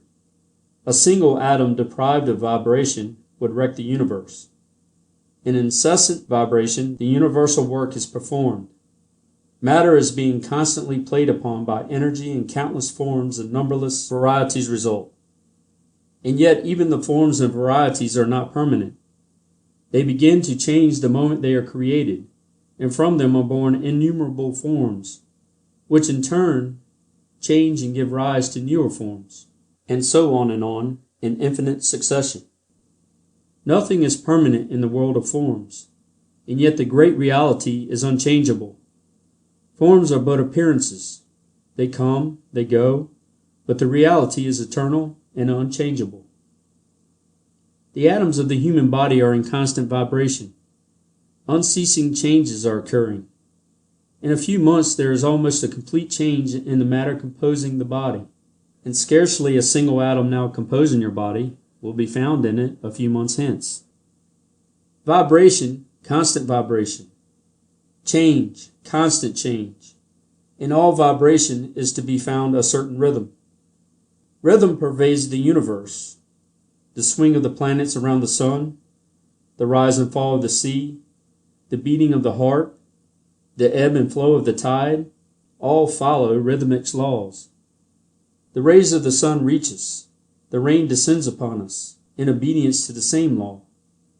All growth is but an exhibition of this law.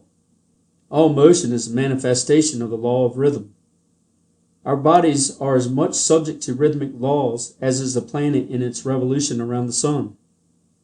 Much of the esoteric side of the Yogi Science of Breath is based upon this known principle of nature.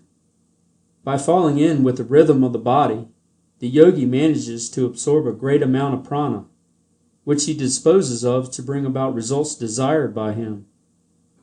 We will speak of this at greater length later on. The body which you occupy is like a small inlet, running into the land from the sea. Although apparently subject only to its own laws, it is really subject to the ebb and flow of the tides of the ocean. The great sea of life is swelling and receding, rising and falling, and we are responding to its vibrations and rhythm.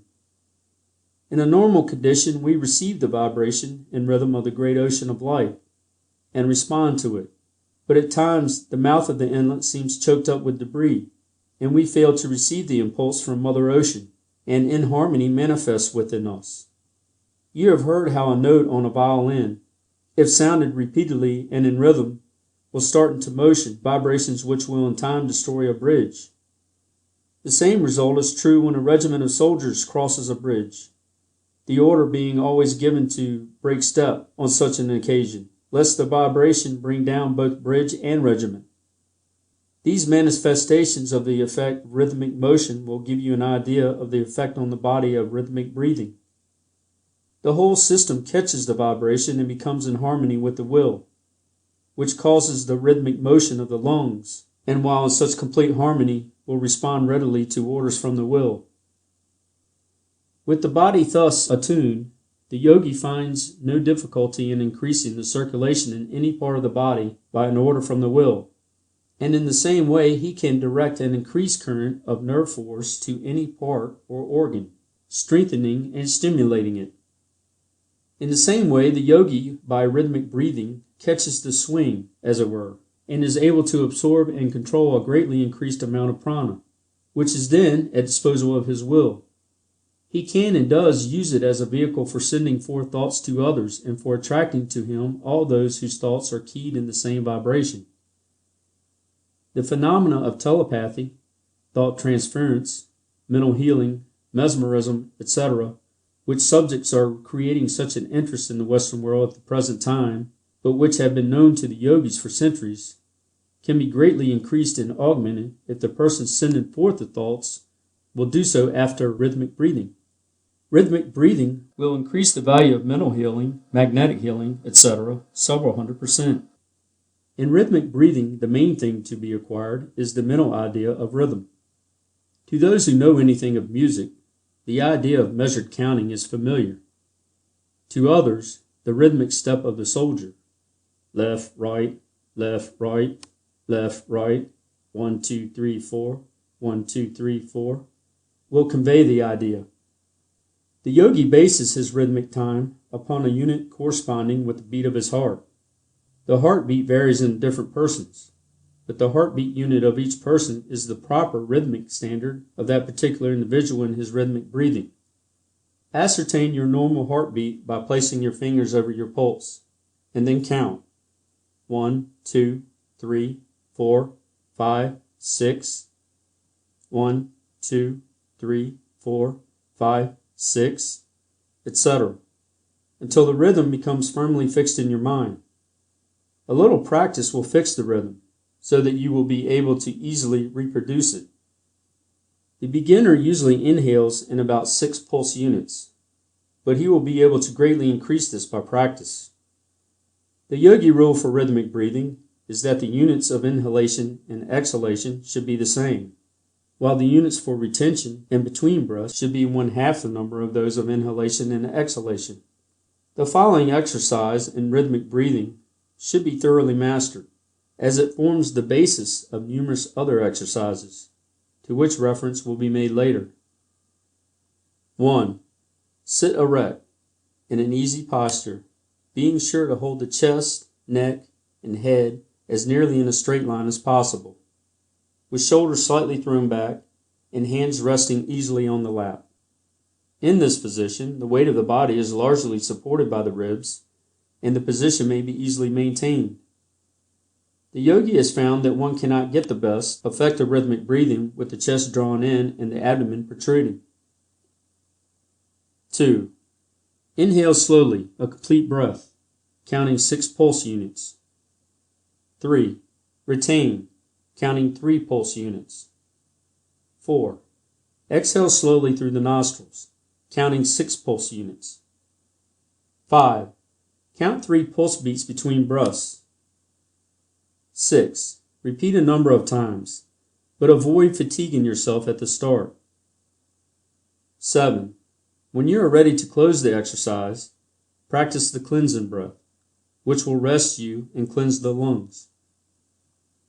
After a little practice, you will be able to increase the duration of the inhalations and exhalations until about 15 pulse units are consumed. In this increase, Remember that the units for retention and between breaths is 1/2 the units for inhalation and exhalation. Do not overdo yourself in your effort to increase the duration of the breath, but pay as much attention as possible to acquiring the rhythm, as that is more important than the length of the breath. Practice and try until you get the measured swing of the movement and until you can almost feel the rhythm of the vibratory motion throughout your whole body. It will require a little practice and perseverance, but your pleasure at your improvement will make the task an easy one. The yogi is a most patient and persevering man, and his great attainments are due largely to the possession of these qualities. End of chapter 13. If you enjoy timeless wisdom like this, consider subscribing for more audiobooks just like it. Phenomena of yogi psychic breathing. With the exception of the instructions in the yogi rhythmic breathing, the majority of the exercises heretofore given in this book relate to the physical plane of effort, which, while highly important in itself, is also regarded by the yogis as in the nature of affording a substantial basis for efforts on the psychic and spiritual plane. Do not, however, discard or think lightly of the physical phase of the subject, for remember that it needs a sound body to support a sound mind, and also that the body is the temple of the ego, the lamp in which burns the light of the spirit.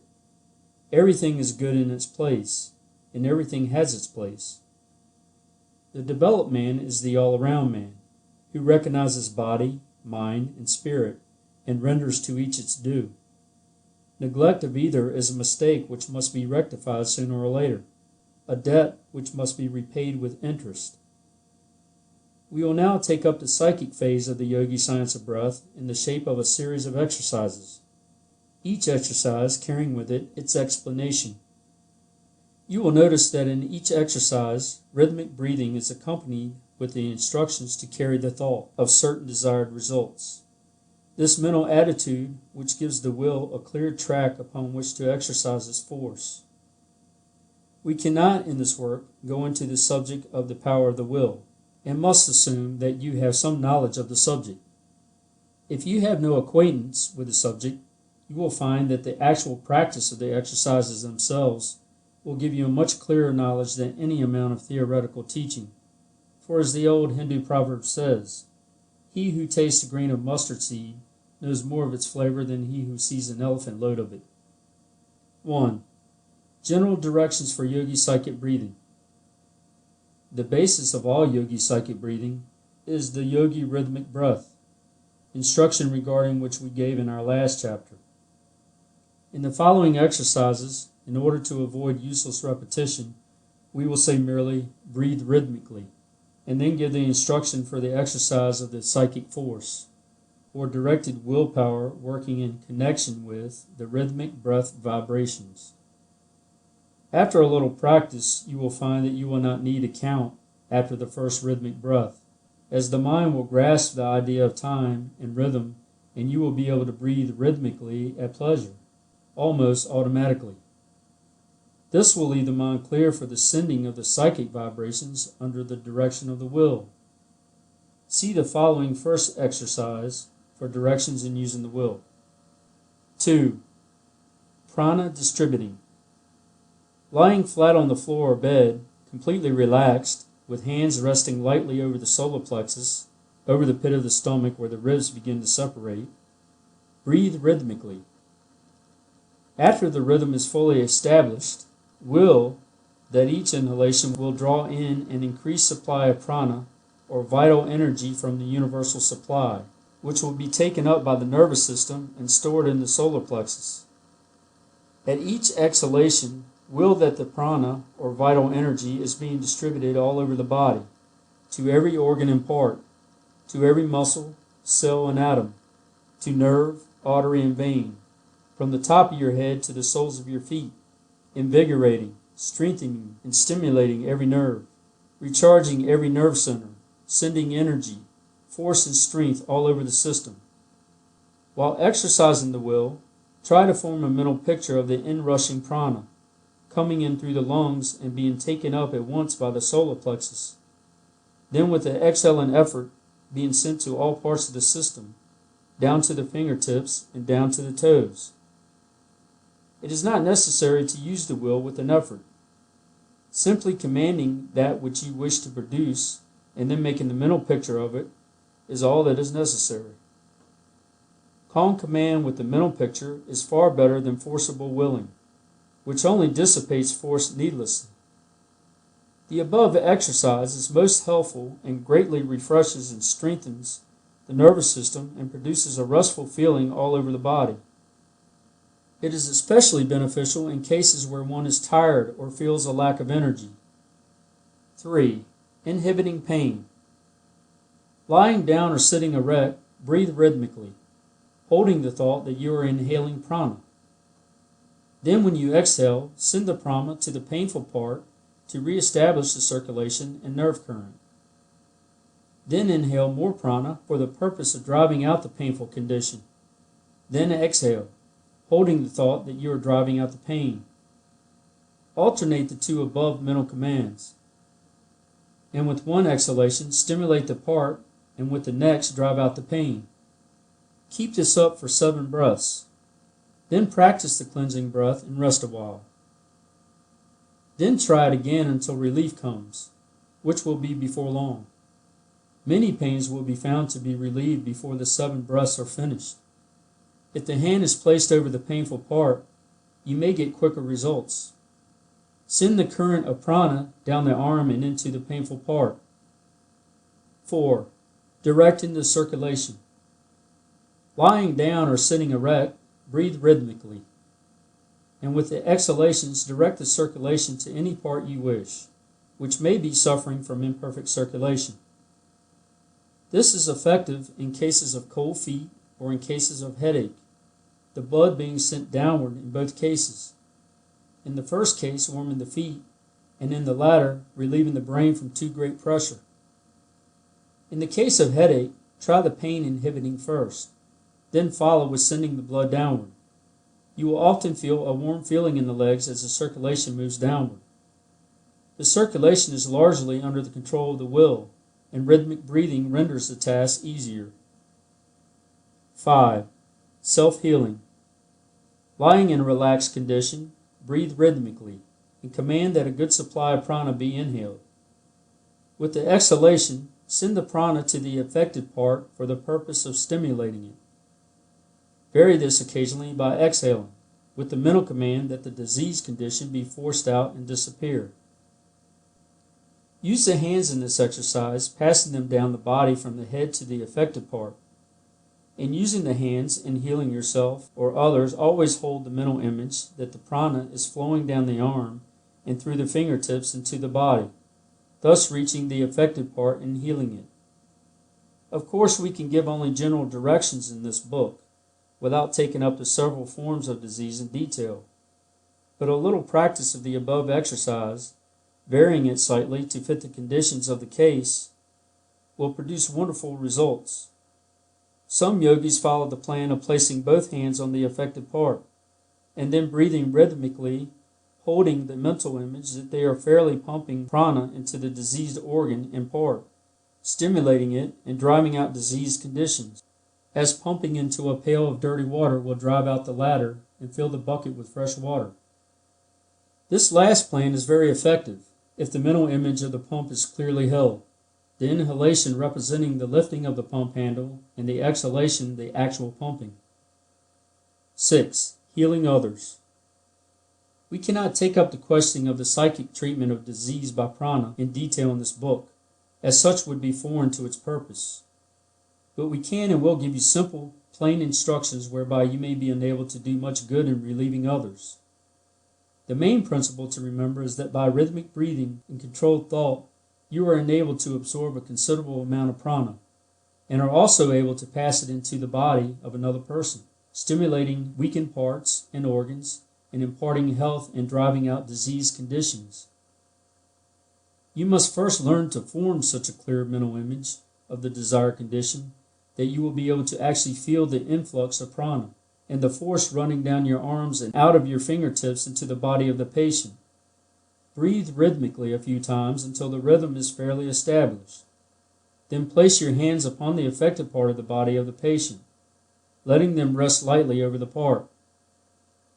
Then follow the pumping process described to the preceding exercise, self-healing, and fill the patient full of prana until the disease condition is driven out. Every once in a while, raise the hands and flick the fingers as if you were throwing off the disease condition. It is well to do this occasionally and also to wash the hands after treatment, as otherwise you may take on a trace of the disease condition of the patient. Also practice the cleansing breath several times after the treatment. During the treatment, let the prana pour into the patient in one continuous stream, allowing yourself to be merely the pumping machinery connecting the patient with the universal supply of prana, and allowing it to flow freely through you. You need not work the hands vigorously, but simply enough that the prana freely reaches the affected parts. The rhythmic breathing must be practiced frequently during the treatment, so as to keep the rhythm normal and to afford the prana a free passage. It is better to place the hands on the bare skin, but where this is not advisable or possible, place them over the clothing. Vary above method occasionally during the treatment by stroking the body gently and softly with the fingertips, the fingers being kept slightly separated. This is very soothing to the patient. In cases of long standing, you may find it helpful to give the mental command in words, such as get out, or be strong, as the case may be, the words helping you to exercise the will more forcibly and to the point. Vary these instructions to suit the needs of the case, and use your own judgment and inventive faculty. We have given you the general principles, and you can apply them in hundreds of different ways. The above apparently simple instruction, if carefully studied and applied, will enable one to accomplish all that the leading magnetic healers are able to, although their systems are more or less cumbersome and complicated. They are using prana ignorantly and calling it magnetism. If they would combine rhythmic breathing and their magnetic treatment, they would double their efficiency. 7. Distant healing. Prana colored by the thought of the sender may be projected to persons at a distance who are willing to receive it, and healing work done in this way. This is the secret of the absent healing, of which the Western world has heard so much of late years. The thought of the healer sends forth and colors the prana of the sender, and it flashes across space and finds lodgment in the psychic mechanism of the patient. It is unseen, and like the Marconi waves, it passes through intervening obstacles and seeks the person attuned to receive it. In order to treat persons at a distance, you must form a mental image of them until you feel yourself to be en rapport with them. This is a psychic process dependent upon the mental imagery of the healer. You can feel the sense of rapport when it is established, it manifesting in a sense of nearness. That is about as plain as we can describe it. It may be acquired by a little practice, and some will get it at the first trial. When rapport is established, say mentally to the distant patient, I am sending you a supply of vital force or power, which will invigorate you and heal you. Then picture the prana as leaving your mind with each exhalation of rhythmic breath, and traveling across space instantaneously and reaching the patient and healing him. It is not necessary to fix certain hours for treatment, although you may do so if you wish. The receptive condition of the patient, as he is expecting and opening himself up to your psychic force, attunes him to receive your vibrations whenever you may send them. If you agree upon hours, let him place himself in a relaxed attitude and receptive condition. The above is the great underlying principle of the absent treatment of the Western world. You may do these things as well as the most noted healers, with a little practice. End of chapter 14. If you enjoy timeless wisdom like this, consider subscribing for more audiobooks just like it. More phenomena of yogi psychic breathing. 1. Thought projection. Thoughts may be projected by following the last mentioned method, distant healing, and others will feel the effect of thoughts so sent forth. it being remembered always that no evil thought can ever injure another person whose thoughts are good. Good thoughts are always positive to bad ones, and bad ones always negative to good ones. One can, however, excite the interest and attention of another by sending him thought waves in this way, charging the prana with the message he wishes to convey. If you desire another's love and sympathy, and possess love and sympathy for him, you can send him thoughts of this kind with effect, providing your motives are pure. Never, however, attempt to influence another to his hurt, or from impure or selfish motives, as such thoughts only recoil upon the sender with redoubled force, and injure him, while the innocent party is not affected. Psychic force when legitimately used is all right, but beware of black magic, or improper and unholy uses of it, as such attempts are like playing with a dynamo, and the person attempting such things will be surely punished by the result of the act itself. However, no person of impure motives ever acquires a great degree of psychic power, and a pure heart and mind is an invulnerable shield against improper psychic power. Keep yourself pure and nothing can hurt you. 2. Forming an aura.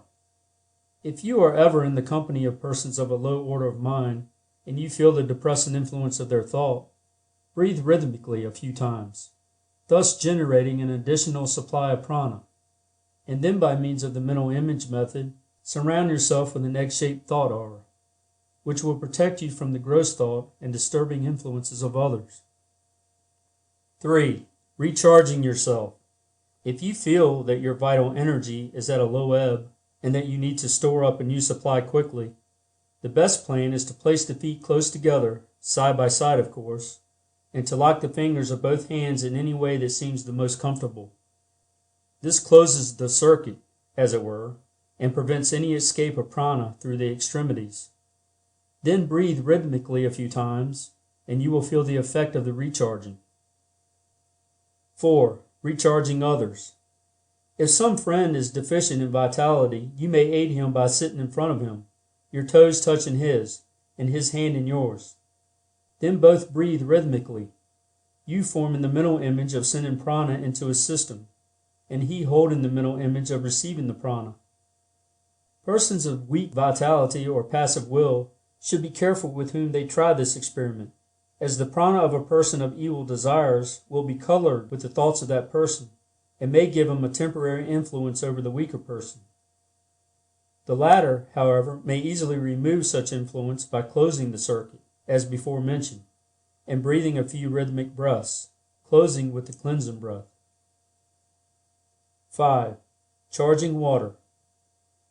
Water may be charged with prana by breathing rhythmically and holding the glass of water by the bottom in the left hand, and then gathering the fingers of the right hand together and shaking them gently over the water, as if you were shaking drops of water off of your fingertips into the glass. The mental image of the prana being passed into the water must also be held. Water thus charged is found stimulating to weak or sick persons, particularly if a healing thought accompanies the mental image of the transfer of the prana. The caution given in the last exercise also applies to this one, although the danger exists only in a greatly lessened degree. 6. Acquiring mental qualities. Not only can the body be controlled by the mind under direction of the will, but the mind itself can be trained and cultivated by the exercise of the controlling will. This, which the Western world knows as mental science, etc., has proved to the West portions of that truth which the yogi has known for ages. The mere calm demand of the will accomplish wonders in this direction, but if the mental exercise is accompanied by rhythmic breathing, the effect is greatly increased.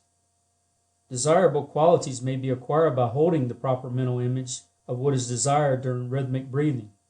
Poise and self-control, desirable qualities, increased power, etc., may be acquired in this way.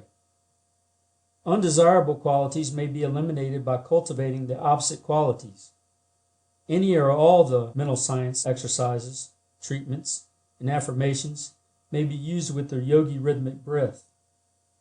The following is a good general exercise for the acquirement and development of desirable mental qualities. Lie in a passive attitude, or sit erect. Picture to yourself the qualities you desire to cultivate, seeing yourself as possessed of the qualities, and demanding that your mind develop the quality. Breathe rhythmically, holding the mental picture firmly. Carry the mental picture with you as much as possible, and endeavor to live up to the ideal you have set up in your mind. You will find yourself gradually growing up to your ideal. The rhythm of the breathing assists the mind in forming new combinations, and the student who has followed the Western system will find the yogi Rhythmic a wonderful ally in his mental science works. 7. Acquiring physical qualities. Physical qualities may be acquired by the same methods as above mentioned in connection with mental qualities. We do not mean, of course, that short men can be made tall, or that amputated limbs may be replaced, or similar miracles. But the expression of the countenance may be changed. Courage and general physical characteristics improved by the control of the will, accompanied by rhythmic breathing. As a man thinks, so does he look, act, walk, sit, etc. Improved thinking will mean improved looks and actions. To develop any part of the body, direct the attention to it while breathing rhythmically, holding the mental picture that you are sending an increased amount of prana, or nerve force, to the part, and thus increasing its vitality and developing it. This plan applies equally well to any part of the body which you wish to develop. Many Western athletes use a modification of this plan in their exercises. The student who has followed our instructions so far will readily understand how to apply the yogi principles to the above work. The general rule of exercise is the same as in the preceding exercise, acquiring mental qualities. We have touched upon the subject of the cure of physical ailments in preceding pages. 8. Controlling the emotions. The undesirable emotions, such as fear, worry, anxiety, hate, anger, jealousy, envy, melancholy, excitement, grief, etc., are amenable to the control of the will, and the will is enabled to operate more easily in such cases if rhythmic breathing is practiced while the student is willing. The following exercise has been found most effective by the yogi students, although the advanced yogi has but little need of it, as he has long since gotten rid of these undesirable mental qualities by growing spiritually beyond them. The yogi student, however, finds the exercise a great help to him while he is growing. Breathe rhythmically, concentrating the attention upon the solar plexus and sending to it the mental command, "Get out." Send the mental command firmly, just as you begin to exhale, and form the mental picture of the undesirable emotions being carried away with the exhaled breath. Repeat 7 times, and finish with the cleansing breath, and then see how good you feel. The mental command must be given in earnest, as trifling will not do the work.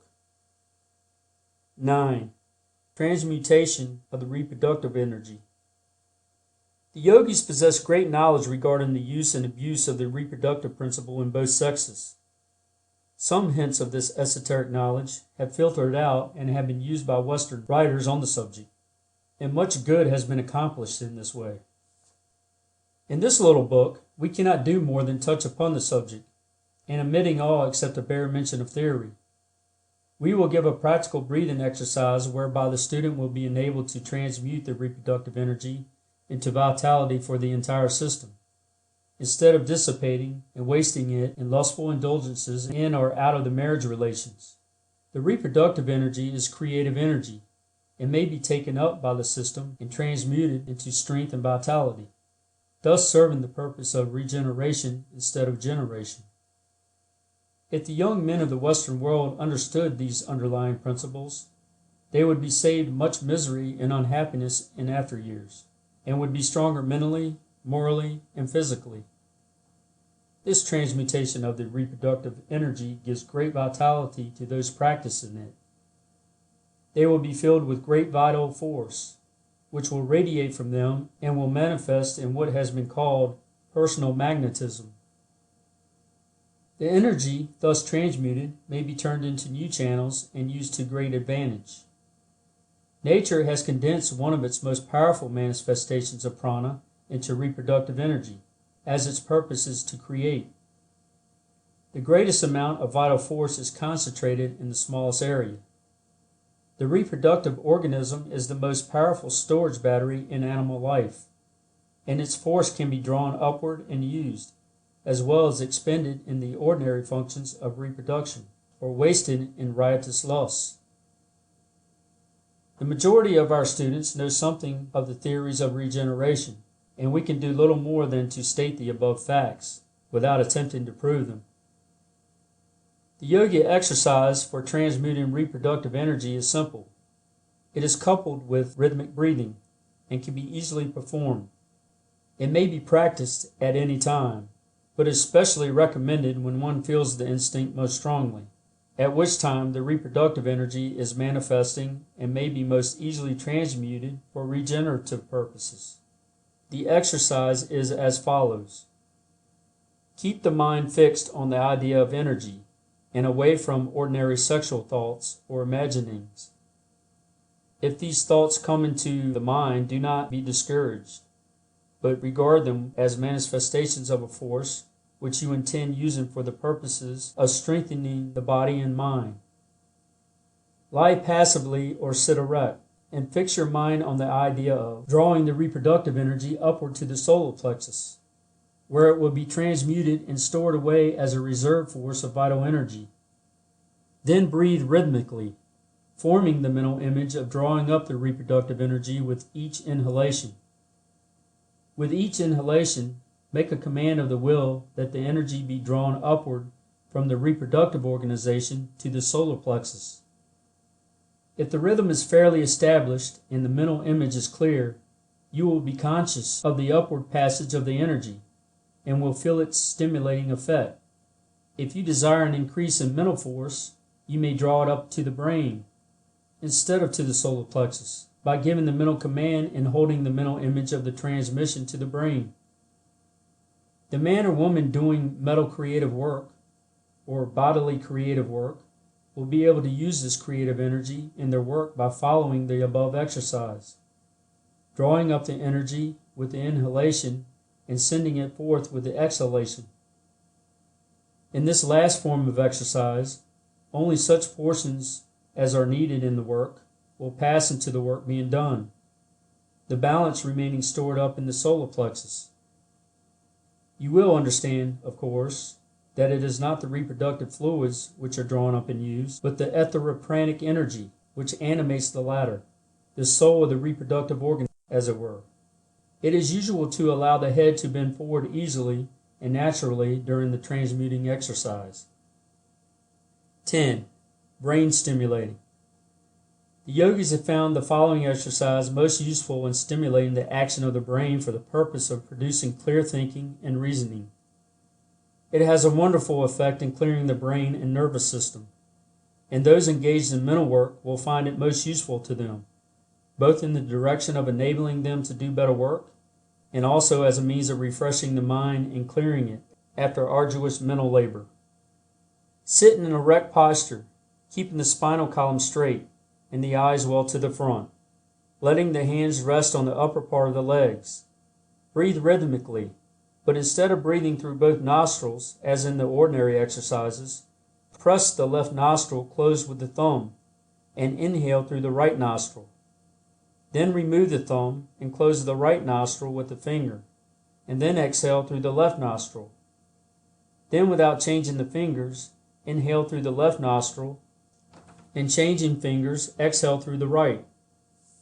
Then inhale through right and exhale through left, and so on, alternating nostrils as above mentioned, closing the unused nostril with the thumb or forefinger.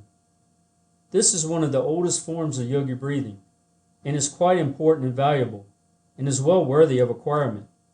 But it is quite amusing to the yogis to know that to the Western world, this method is often held out as being the whole secret of yogi breathing. To the minds of many Western readers, yogi breathing suggests nothing more than a picture of a Hindu sitting erect and alternating nostrils in the act of breathing. Only this and nothing more. We trust that this little work will open the eyes of the Western world to the great possibilities of yogi breathing and the numerous methods whereby it may be employed. 11. The Grand Yogi Psychic Breath. The yogis have a favorite form of psychic breathing which they practice occasionally, to which has been given a Sanskrit term of which the above is a general equivalent.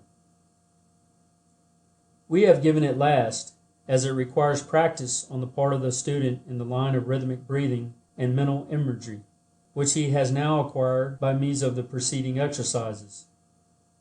The general principles of the grand breath may be summed up in the old Hindu saying, "Blessed is the yogi who can breathe through his bones." This exercise will fill the entire system with prana, and the student will emerge from it with every bone, muscle, nerve, cell, tissue, organ, and part energized and attuned by the prana and the rhythm of the breath. It is a general house cleaning of the system, and he who practices it carefully will feel as if he had been given a new body, freshly created, from the crown of his head to the tips of his toes. We will let the exercise speak for itself. 1. Lie in a relaxed position, at perfect ease. 2. Breathe rhythmically until the rhythm is perfectly established. 3. Then, inhaling and exhaling, form the mental image of the breath being drawn up through the bones of the legs, and then forced out through them, then through the bones of the arms, then through the top of the skull, then through the stomach, then through the reproductive region, then as if it were traveling upward and downward along the spinal column, and then as if the breath were being inhaled and exhaled through every pore of the skin, the whole body being filled with prana and life. 4. Then, breathing rhythmically, send the current of prana to the 7 vital centers, in turn as follows, using the mental picture as in previous exercises. A. To the forehead, B. To the back of the head, C. To the base of the brain, D. To the solar plexus, E. To the sacral region, lower part of the spine, F. To the region of the navel, G. To the reproductive region. Finish by sweeping the current of prana to and fro from head to feet several times. 5. Finish with cleansing breath. End of chapter 15. If you enjoy timeless wisdom like this, consider subscribing for more audiobooks just like it. Yogi Spiritual Breathing. The yogis not only bring about desired mental qualities and properties by willpower coupled with rhythmic breathing, but they also develop spiritual faculties, or rather aid in their unfoldment in the same way. The Oriental philosophies teach that man has many faculties, which are at present in a dormant state, but which will become unfolded as the race progresses. They also teach that man, by the proper effort of the will, aided by favorable conditions, may aid in the unfoldment of these spiritual faculties, and develop them much sooner than in the ordinary process of evolution. In other words, one may even now develop spiritual powers of consciousness which will not become the common property of the race until after long ages of gradual development under the law of evolution. In all of the exercises directed toward this end, rhythmic breathing plays an important part. There is, of course, no mystic property in the breath itself which produces such wonderful results. But the rhythm produced by the yogi breath is such as to bring the whole system, including the brain, under perfect control and in perfect harmony, and by this means the most perfect condition is obtained for the unfoldment of these latent faculties. In this work we cannot go deeply into the philosophy of the East regarding spiritual development, because this subject would require volumes to cover it, and then again the subject is too abstruse to interest the average reader. There are also other reasons, well known to occultists, why this knowledge should not be spread broadcast at this time.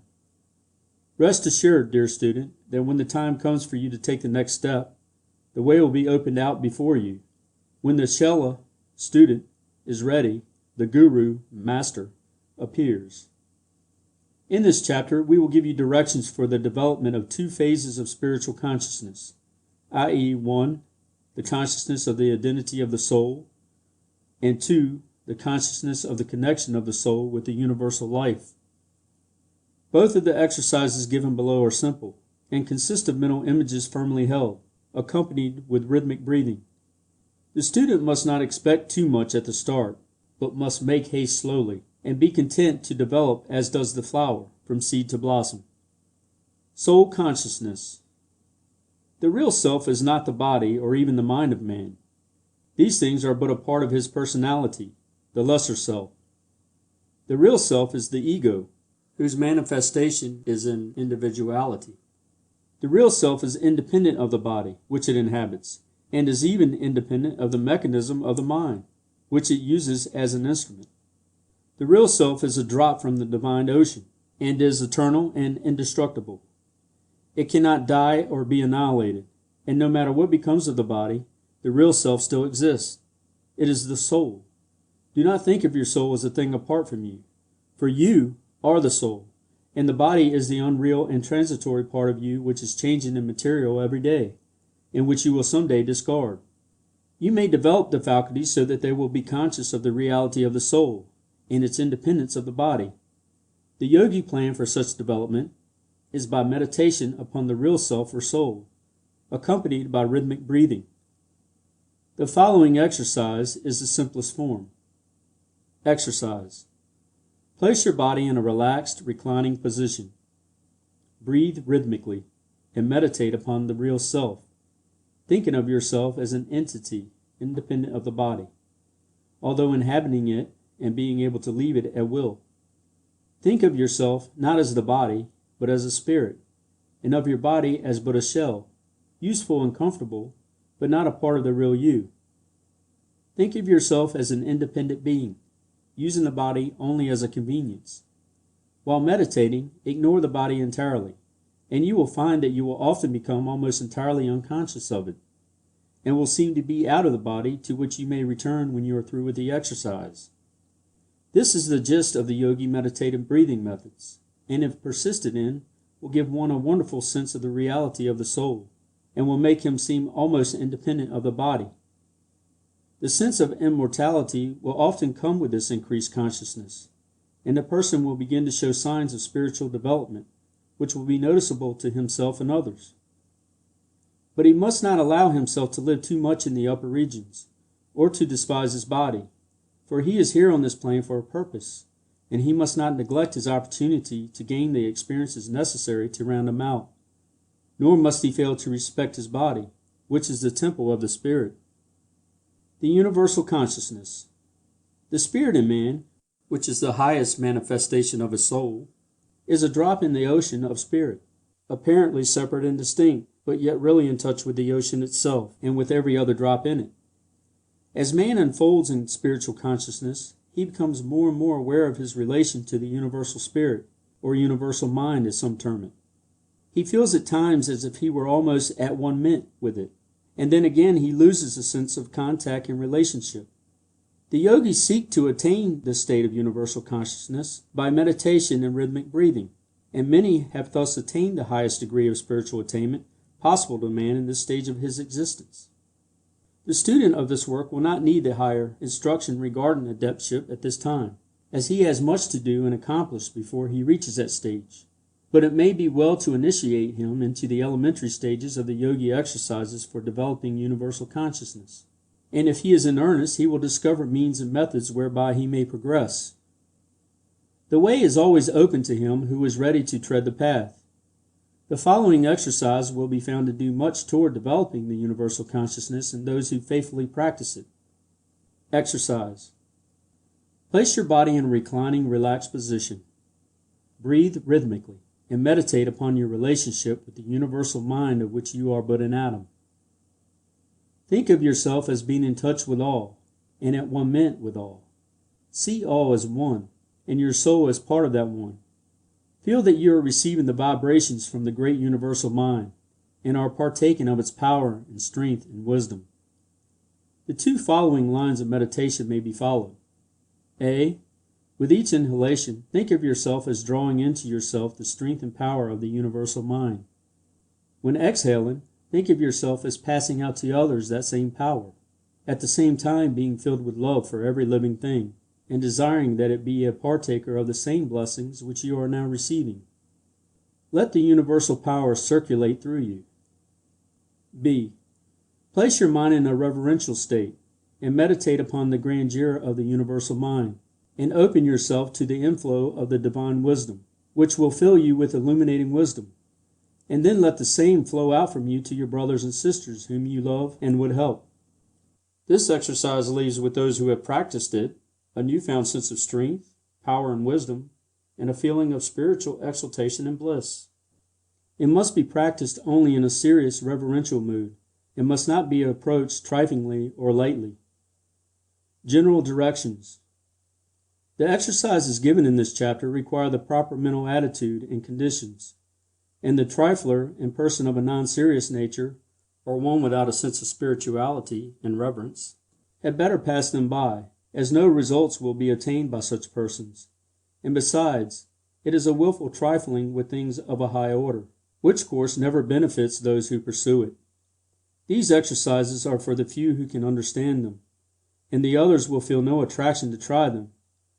During meditation, let the mind dwell upon the ideas given in the exercise, until it becomes clear to the mind, and gradually manifests in real consciousness within you. The mind will gradually become passive and at rest, and the mental image will manifest clearly. Do not indulge in these exercises too often, and do not allow the blissful state produced to render you dissatisfied with the affairs of everyday life, as the latter are useful and necessary for you, and you must never shirk a lesson, however disagreeable to you it may be. Let the joy arising from the unfolding consciousness buoy you up and nerve you for the trials of life, and not make you dissatisfied and disgusted. All is good, and everything has its place. Many of the students who practice these exercises will in time wish to know more. Rest assured that when the time comes we will see that you do not seek in vain. Go on in courage and confidence, keeping your face toward the east, from whence comes the rising sun. Peace be unto you, and unto all men. End of Chapter 16. End of the Hindu Yogi Science of Breath by William Walker Atkinson.